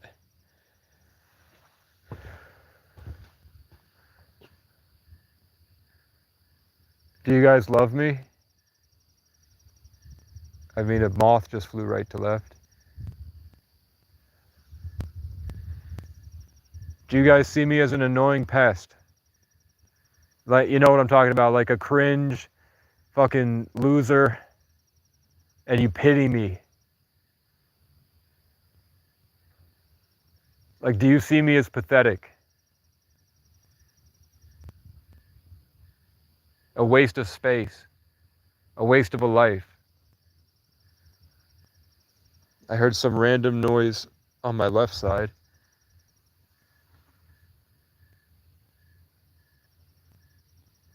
If I ever see my old friends again, they'll tell you that the first time I ever met them, I was high and we were out by the fire. I just took like a couple hits of weed and I was 18, and I looked up at the sky and I saw that they what the fuck are you? Hello?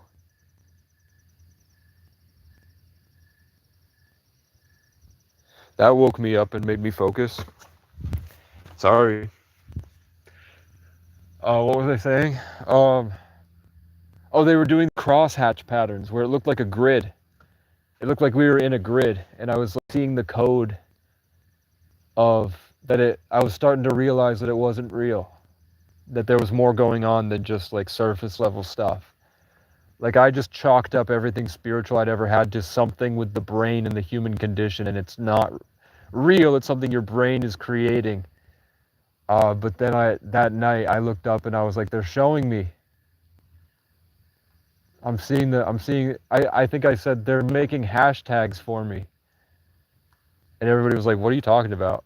And nobody looked up. I remember telling them that specifically, like that they're doing the hashtag, and I'm looking at the sky, and I remember looking at them and their heads are down. They refuse to look up. for some reason, nobody sitting around me would look up. It was so weird. It was like the Matrix stuff. Like I was flat out saying that all they had to do was look up at the sky and they would have seen literal UFOs making patterns in the sky for me. And nobody would look up. They actually all looked down and they were pretty much lifeless. Just like not saying anything. It was like they literally shut down. It was very weird. I'm getting like communications from something again, coming around the back of my head, and then they're weaving through from the spiritual codes I learned in the woods that have woven into my hair, I guess. And I asked for confirmation, and then a bird on my right side starts chirping.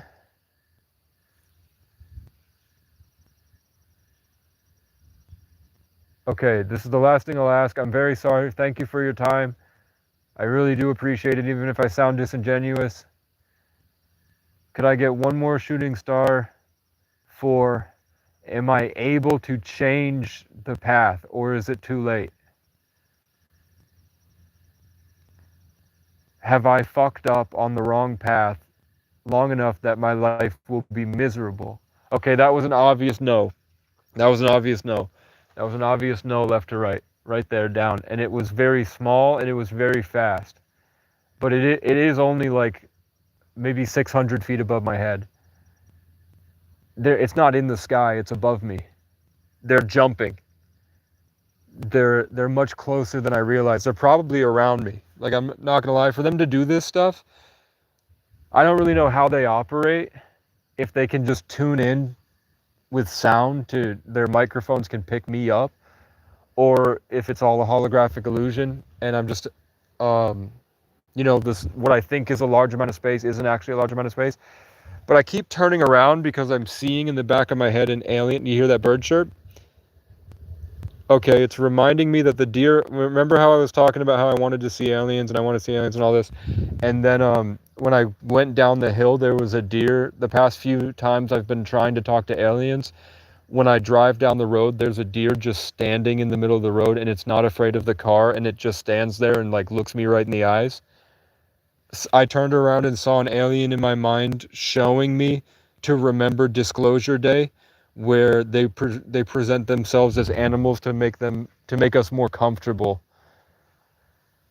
and that those deer were actual aliens. And I'm getting a really bad cold chill, where like my whole skin is like goosebumps. So I think that they're like right here. Whatever they are, I think they're right here, dude. I'm telling the 100% God's honest truth. I'm looking up at the sky and asking it questions, and then I'm getting like light projectiles that can't be shooting stars, and they're increasing in amplitude.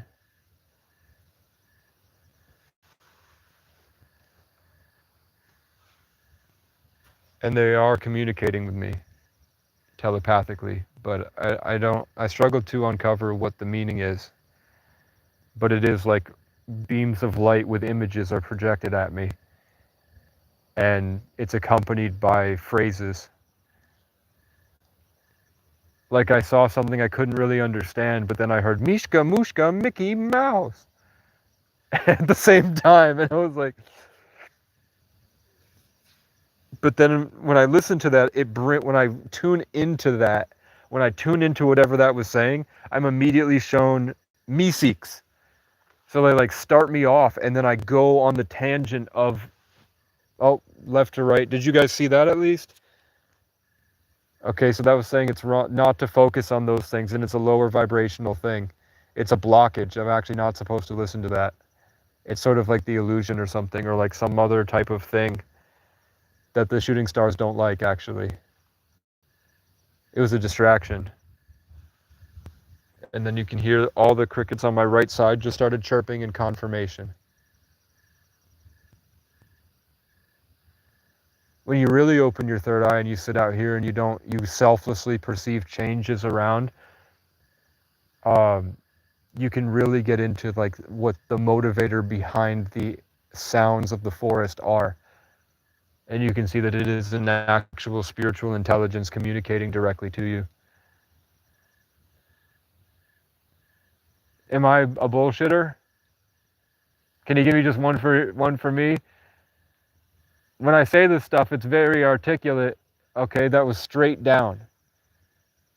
It wasn't left to right or right to left. It was straight down. Right in front of where I was looking, just directly straight down. So it's either one thing or many things, but it's at least one craft of some kind, or one thing that is bodiless and very fast that can light itself up. There is something that illuminates, that travels very fast, that is communicating directly to me several times tonight. How do we get Sean? Would you like me to reach out to podcasters and invite them here so I can show them you?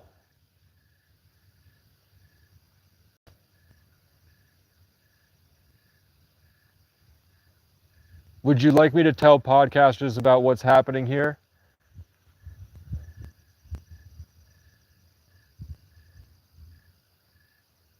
Do you want me to, is part of this that you would like me to show other people this?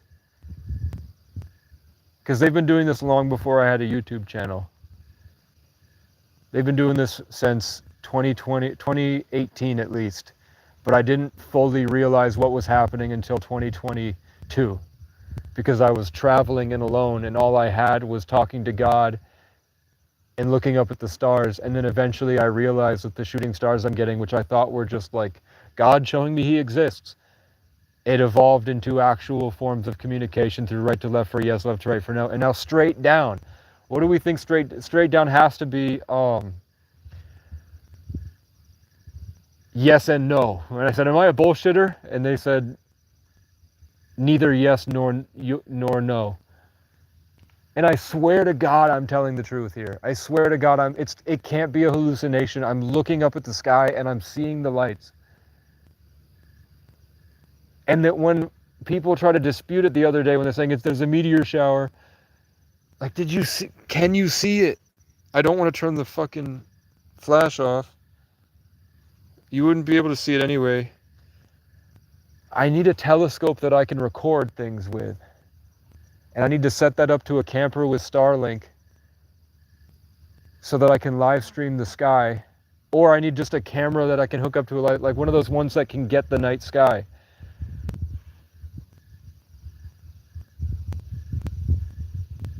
Okay. One of those cameras that can record the night sky, and then you have it, and then I have a button right here. So then when I go up here, and then I can snap pictures of it. How many has it been now? 1, 2, 3, 4, 5, I think. 5 times tonight, it's directly answered my questions. And they go in different directions. It's not left to right, right to left. Or it's not just left to right like a meteor shower would be. Did you see that one at least, man? Please, did you see that one? Did you see that one, please? Did you see it? Did you see it? It was the brightest thing it was the brightest one I've ever seen. Come on, dude. And it's right, you see that I'm only looking right here. It was right across the sky. As I'm talking about the meteor shower. Did you hear the chirp?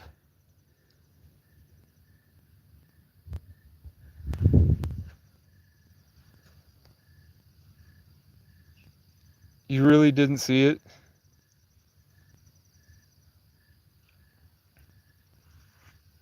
I don't know if they'll be able to do it again.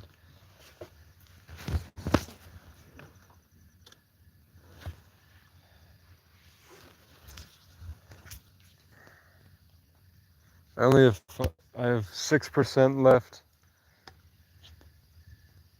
It was right where I was pointing. Thank you. Could you do it again? One big one, just so people can see it? Please? Just like you did before? Just one big one right here. Just, okay, did you see that one? Did you get that one? I've been talking to a UFO or some type. Okay, did you see that one? They're not UFOs. They do right to left for yes and left to right for no. And then straight down for neither or both. I don't think my phone is going to be able to pick up on it. I'm not lying. I don't know how to prove it. I don't have enough money to prove it. They're also around me. They're not just in the sky. There are things around me that I can literally feel like communicating into the back, like into my mind directly. And the nature responds to those things. But when I tune into those things, whatever it is, the stars don't like that.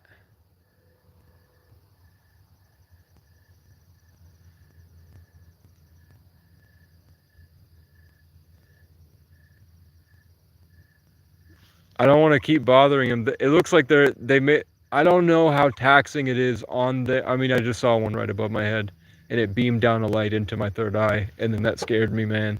It scared me, and it always makes me aware of my tone, of the ADHD brain and the lack of focus.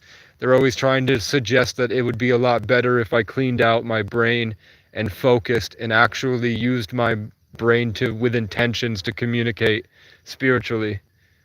But I do look up and I can see that it's not a star. It's looking like a star, and then it moves slightly just to show me what it is. Did you get that one?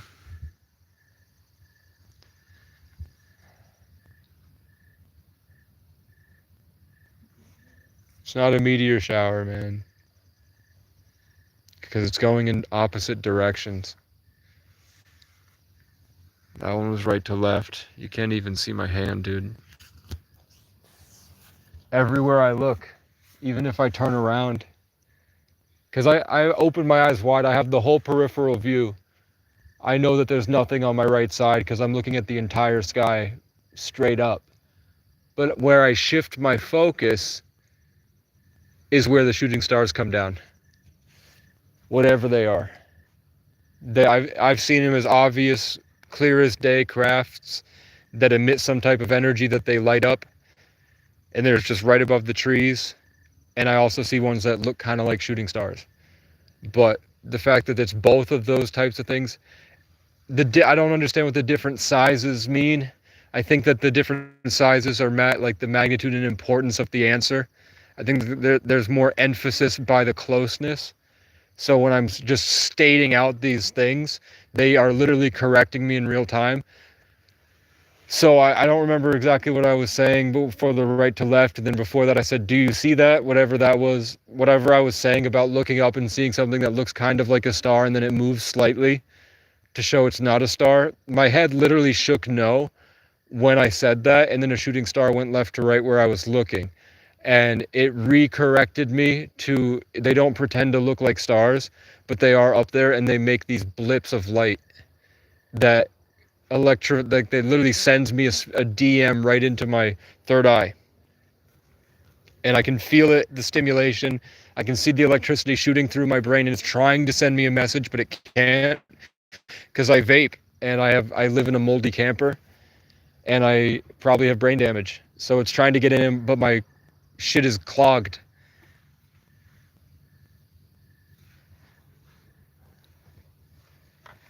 Somebody's here.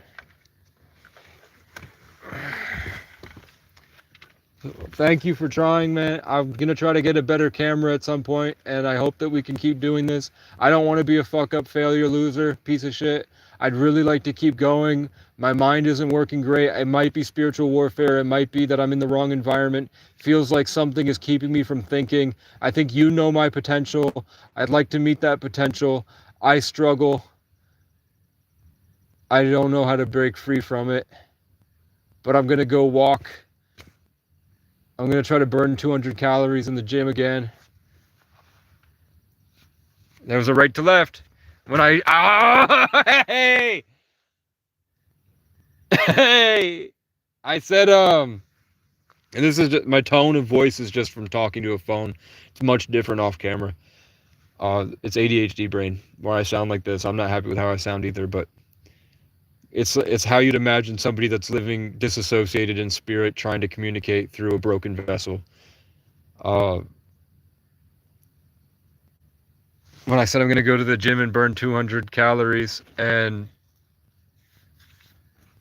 I originally started the conversation by asking if I'm on the right path, and I got a really obvious no. And then when I said that I don't want to do all this stuff that's, I don't want to keep going the trajectory I'm on, and then I said I'm at least going to go to the gym and try, there was one shooting star right to left, right where I was looking, and it's the direction of the gym. And I can clearly see that they're not okay. When the conversation's over, like when I get ready to leave, this is the third night in a row. You hear the bird going off?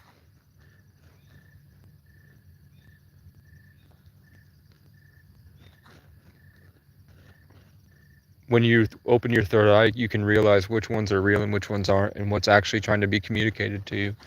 But anyway, there's like this weird dense fog that looks electromagnetic and not real.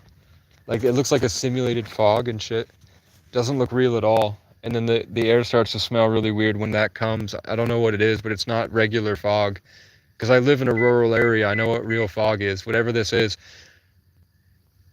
once the conversation feels like it's about to end, the fog rolls in. Whatever this fog is. And then yesterday it came from over there because that's where I was looking, asking for the stars. Today I was looking over here, and now the fog is rolling in from this area.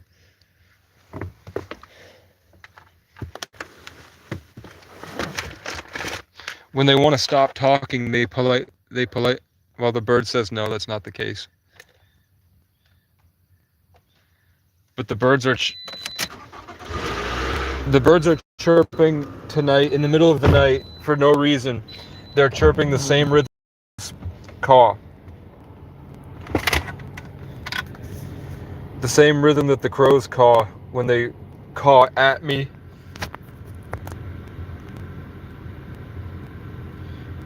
You can't even see that. How do you learn to perceive that? I know you're trolling, dude.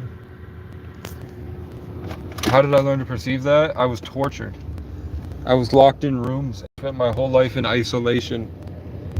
When I was born, I was dying, and a doctor has told me that I probably produce extra DMT because of the lack of permanence and the dying as I'm being born, and then flown in a helicopter and then placed in isolation as for my whole childhood, where you don't have anything to challenge the differential between the dream state, where right before you go to sleep and you get into the dream realm, you're starting to produce DMT.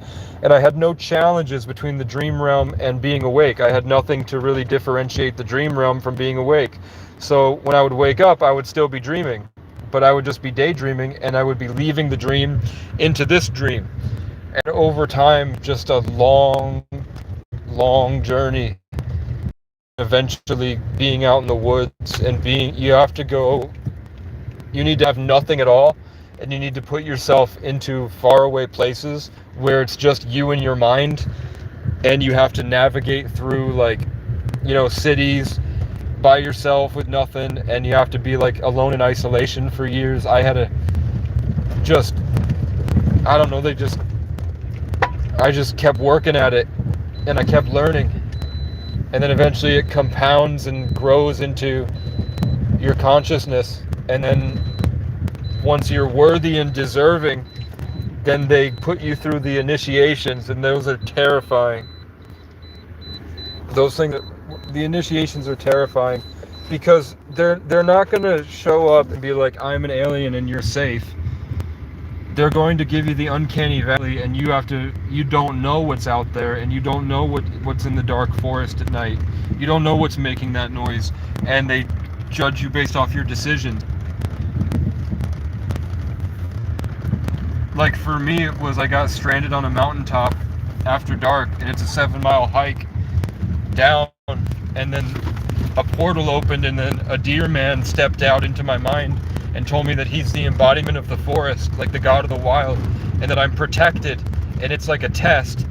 And if the only way to fail is to stop, and if I try to cower and hide through the night and don't go down the hill and walk the 7 miles in complete darkness, down the ski resort, Mount Mansfield, and then it showed me being eaten by a bear, and then a large animal that I couldn't see followed me the entire way down. And then halfway through I tried to stop, and then the spirit of a dead porcupine that I had saved my first day of homelessness, I stuffed it in a guitar case and I brought it to a wildlife rehab. That spirit of that thing, 8 months after it died, came to me and told me it loved me and to keep going. I could hear it clear as day. It was like, keep going, we love you. And then a giant UFO flew right above the tree line and landed on the other side of the mountain, dropped down, and I saw an alien I don't know how to describe other than humanoid with many arms, but dark, very dark. And it was running at me, and it said, they're gonna get you. So then I tried to crawl down this like 20-foot drop in darkness, this rock wall, and then there was some black shadow that was darker than dark in the tree line, and it spoke to me in tongues. And then I didn't acknowledge it, and I kept going, and I made it all the way down, and then I got saved, screaming for help, because I couldn't speak English. At that point, I was just, come out!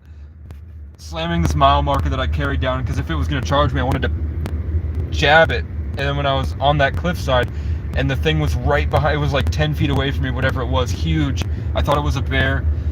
If that thing was going to charge me, I was going to try to fucking knock it over the hillside and run back up the hill. And try to climb a tree or something. And it followed me the whole way down. When I got saved, they told me that it was probably a mountain lion that was stalking me at night. And then as I'm driving away, it's like 2 in the morning, I look back up, they turned on those massive spotlights. That spotlight can just barely cover halfway up the thing where the chairlift was, which is like, I don't know, I'll show people at some point in my life. I love going to that place. I might hike it again. But halfway up there was like a 16-foot tall, darker than dark, like Vanta Black, darker than darkness, and it had tentacles. It had moving wisps that I could see clear as day that was darker than dark, and the light was shining on it. And it was just standing there, watching me from up there. And then I drove away, and then I made it to Jericho, Vermont, to a maple fields, and I went in and had to beg them for, I think it was Jericho, it's somewhere between Mount Mansfield and Burlington. There's a maple fields in a small town, and I stopped there, and I ran out of my spare emergency change for gas, so I had to beg for change in the middle of the night, and then the employee was going to give me $3 in quarters that he had, and then an 18-year-old girl walks by and opens the door. You know, I don't think she was in high school, but I don't think she was in college either. I think she was in that gap summer, based off of like just what I felt from her. And she's about to open the door, and then she pauses, freezes, looks at me and goes, "You saw the shadow people, didn't you?" And I went, "I was literally never going to tell anybody for the rest of my life. But I get what this is." And she's like, "Yeah, I'm a witch. Everyone here sees them, especially around Mount Mansfield." And then just walks in and goes about her day. That's Vermont. That's the part of Vermont that I love. Another time I went to that mountain, I had a dream that 2 aliens and a government employee were astral projecting, and they walked out of the tree line in the middle of the night, and they walked up to my car to talk to me, and then I got scared and I woke myself up. I went there to get a job, and I ran out of gas there in 2023.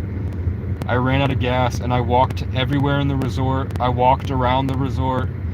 I tried to talk to people and make friends, because I had just overcome being homeless in Burlington.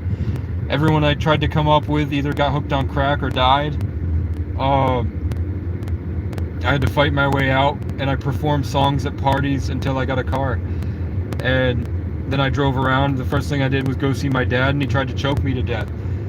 So I just drove until I ran out of gas at Mount Mansfield, which was exactly a year after that initial story with the mountain lion and the god of the wild and the UFO and the porcupine spirit and the darker than dark creature that looked like Slender Man without the suit. A year later, I go there and I run out of gas, and I just walked around begging for a job, and nobody would hire me. But what was really cool is they let me ride in the truck, and they took me up to the top of the mountain. And then there's a guy named Kyle, and he was gonna get me a job, but then I think I didn't have 2 forms of ID, and they wouldn't do it under the table, and then they eventually just said no. And then this, like, the manager of the whole resort showed up, and she gave me $40, and I said, hopefully the next time I'm here, if you see me and my car is here, then I made it. I made it in life, because I'll never be able to afford to drive all the way out there. So if you see my car again, just know I made it. And she was like, okay. And they filled my tank up with gas and gave me $40 and sent me back out into the war zone. And then I actually wound up parked across the street from where I live now. But I had no idea that up that hill was the glorious, glowing giant cross.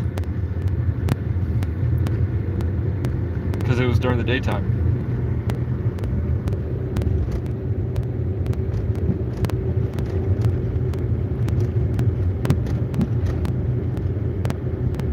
But that's where I went immediately after they wouldn't hire me at Mount Mansfield.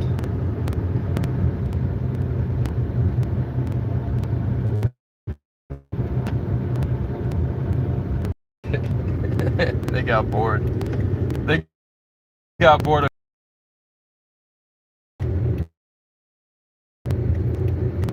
you guys could literally come to where I live and sit out there with me on a chair at night, and I could literally, I'm not sure if they would reveal themselves, like, to be honest, I'm not bullshitting. I think that they would kind of see that you guys suck, and I don't think that they would do it. I think maybe they would do it once and then never again, because that would be like the respectable,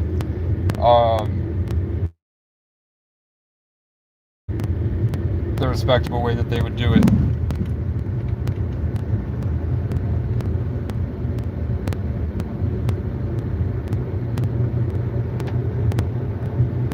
Clint's been caught. Haley, stop freaking out. These are just old losers. Haley, these are old losers. It's not a targeted thing. They're just like incels.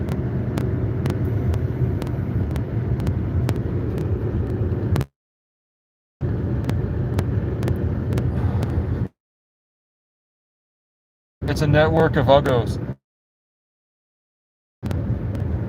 That's all it is. Out to get you. But yeah, I've had a few stream snipers. I've had a few stream snipers that I think drove a really long way, because I told people where I was, and there was a guy that followed me from Randolph, Vermont, all the way to Long Lake, New York. Every town I went to, even on random ass back roads where I go to get away from that car, he would follow me. It was the same red car, hatchback,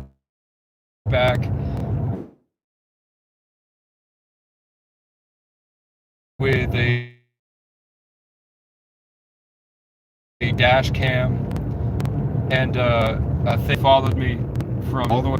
I was he looked like a government employee. He was wearing the sun. I don't know if it was a private investigator. How was he surviving homeless with no job? Or it was a stream sniper, or it was an MK Ultra, whatever, or it was an alien, I don't know. But I've definitely had that shit. So I believe in some form of gang stalking. I've literally been gang stalked because I had dirt on a cop in a small town. So the whole Morristown police station stuck with me all the time, and they'd follow me to and from the McDonald's. If you guys clip my videos and you get every 1,000 views, I'll cash app you $1. What's up, man? Finally restocked.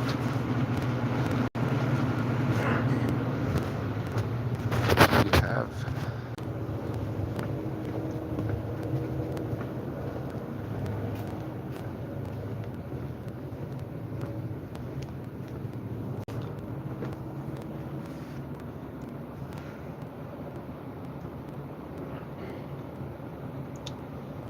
Bruh.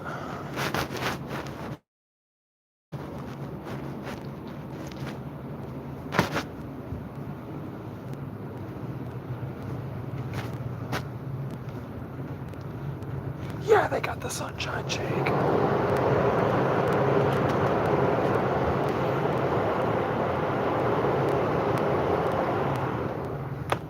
gonna be shitting myself though. Stop with your incessant coffee. Alright, cookies and... This is a lot of money though, but I love...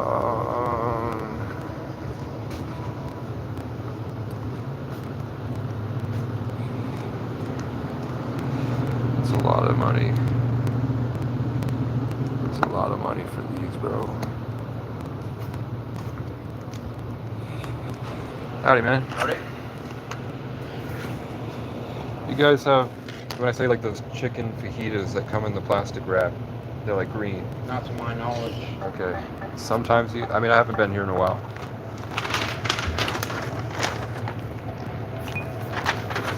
You ever get people that come in here and say that they're seeing UFOs? I get a lot of weird stuff in here. Yeah. They just don't. I had one woman come in, told me she was talking to God, so she was walking around the store having a conversation. A lot of weird stuff in here. I tend try not to engage all that much when they're I'm from Brattleboro. acting weird. Yeah. I'm from Brattleboro, dude. That's all Brattleboro. Eat that? No, actually, yeah. Yeah? For the how much I got left? 188. All right, thank you, man. You too.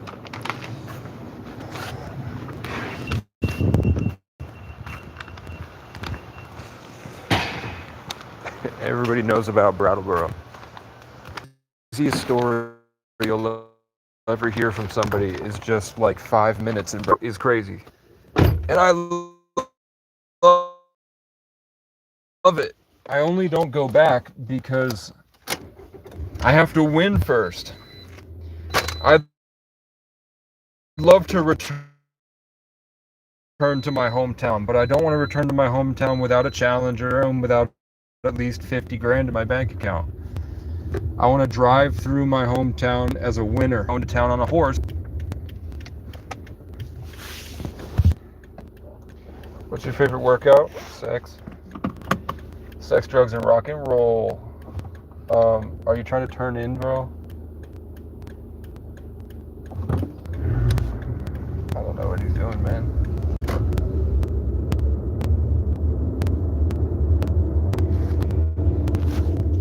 I love arms only, pretty much everything else hurts. Weak.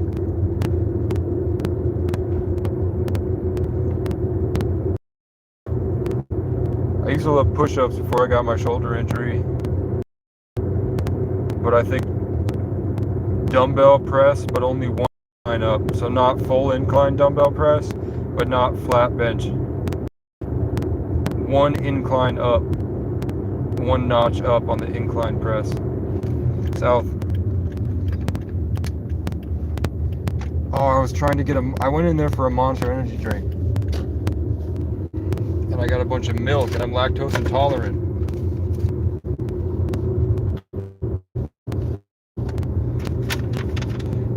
Is Casey fucking retarded?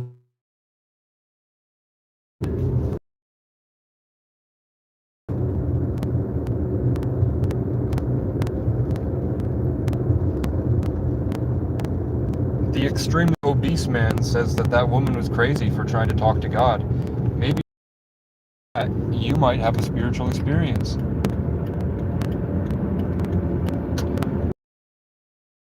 Because it's a beer. can't really afford to eat. They buy a 12-pack. That's like a typical Vermonter dip. For I think, dude,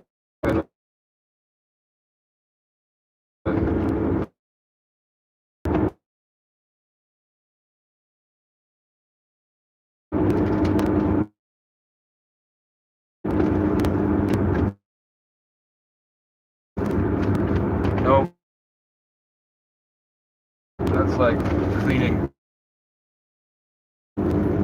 fluid.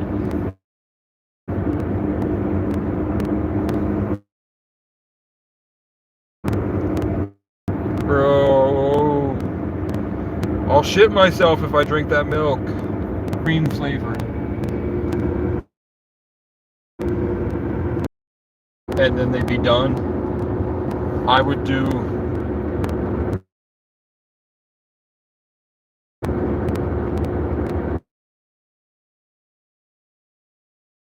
uh,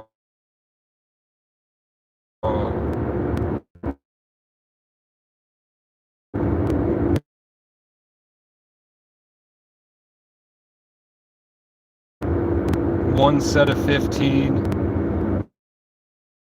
and then 3 next set of 12s, and then I just keep doing that until I could.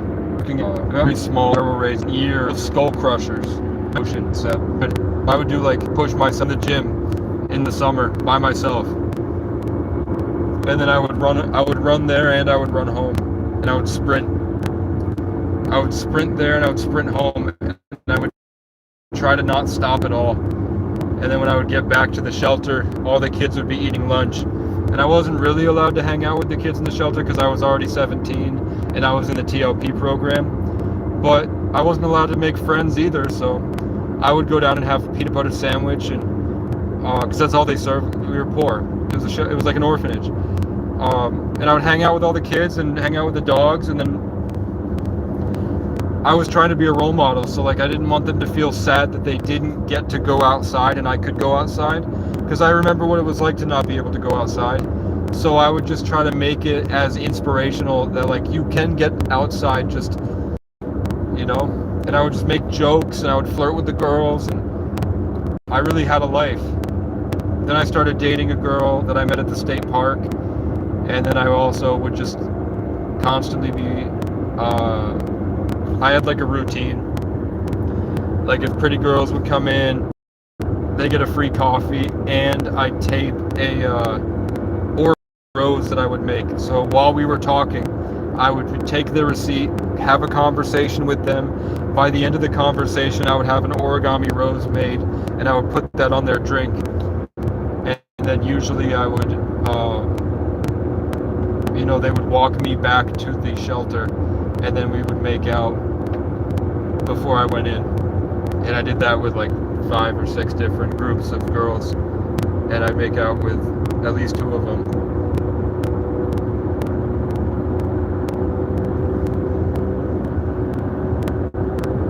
And that was after my first relationship. I just didn't hook up with them because I wasn't allowed to bring them upstairs, and I wasn't allowed to go to where they lived. And then I met one of the girls that I have love for. I think that I love 1, 2, 3, 4, 5, 6, 7. I think I love 8 girls. And I wish that I had made enough money and been famous so I would be able to have all invited them individually to like my Andrew Tate ranch. Not sex trafficking, but where I just am out there being a crypto bro, working out with my friends and inviting them, and just had relationships with them. I learned about social life and how to be an adult from millionaires that were autistic, that were like passport bros, but that I couldn't function, so I had to be a woodland creature, man. I'm like a e-commerce gym rat jock bro, but then I was born to be an e-commerce gym rat jock bro, ancient king, Brian Boru archetype, forced to be a woodland schizo, struggling to make the crow stop raping him.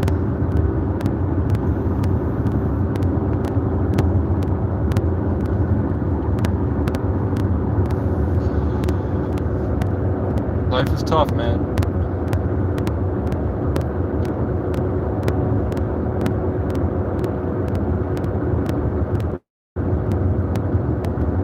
Haley, the YouTube partner program changes in January. You to pump out a shitload of AI content on faceless automated. Demon Hunter can make clothes. You can take, I think you are autistically inclined and you're funny. I think that you can make AI content and make a shit ton of money with it.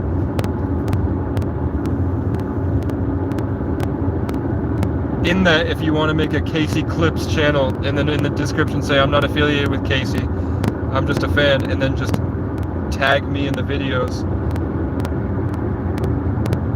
With that editing, you can see what type of editing. Like, I would go to like Matan Evan and how he does his clips for Matan Evan, MATANEVEN, and just copy the sort of structure he does. And if you like it, you do watch my content, clip that shit together, and then like 10-minute videos, Casey whacks out for 10 minutes straight. You know, it'll invite hordes of trolls, but the internet is for chronically online losers. A majority of them are the Asmongold viewers. The Asmongold viewers like hating on people. They're going to be drawn to my channel regardless.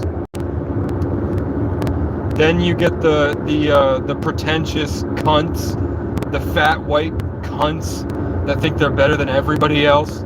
You're going to get them virtue signaling. We got to get this guy in trouble. What the hell? Because they're too afraid to be themselves, and they're not funny. It's what happens. But there's a strong potential if we start pumping out Casey content and just like, you know, I can rip it every night from your channel, YouTube, to MP4, and then upload it straight to my channel afterwards. If you wanted to go down that route, but I literally saw a UFO saying not to do that. And then I just saw a giant moth right to left confirming that they don't want you to do that. I don't want to waste your life. I do think that you should, like with your body type, no hate at all. I do think you're pretty.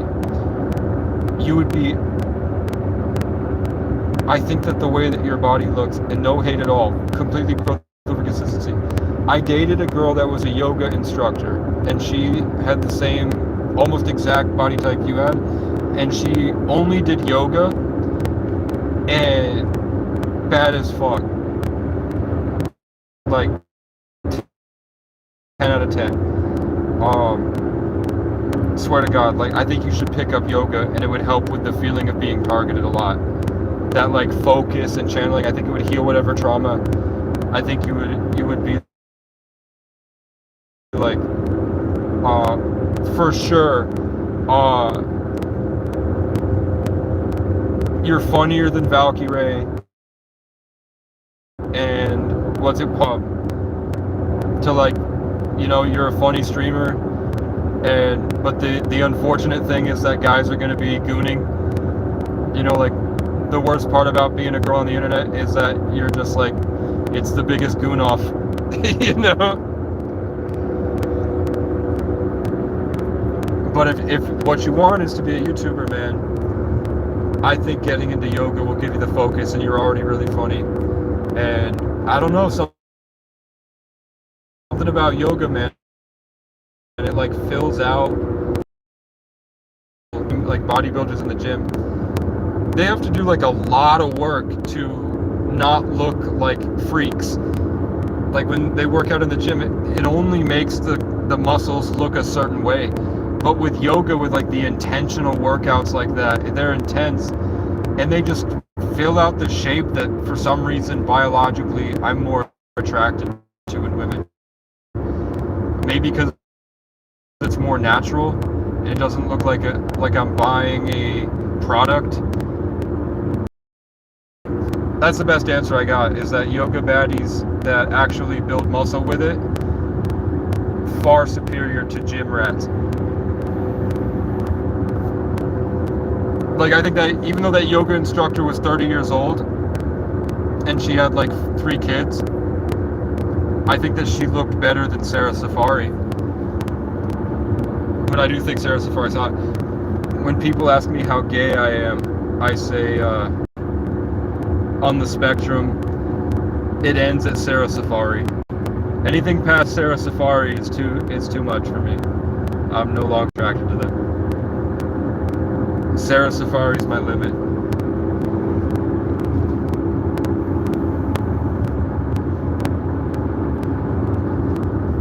I comment on Sarah Safari videos all the time, and I say, what a nice young man. I think that's funny.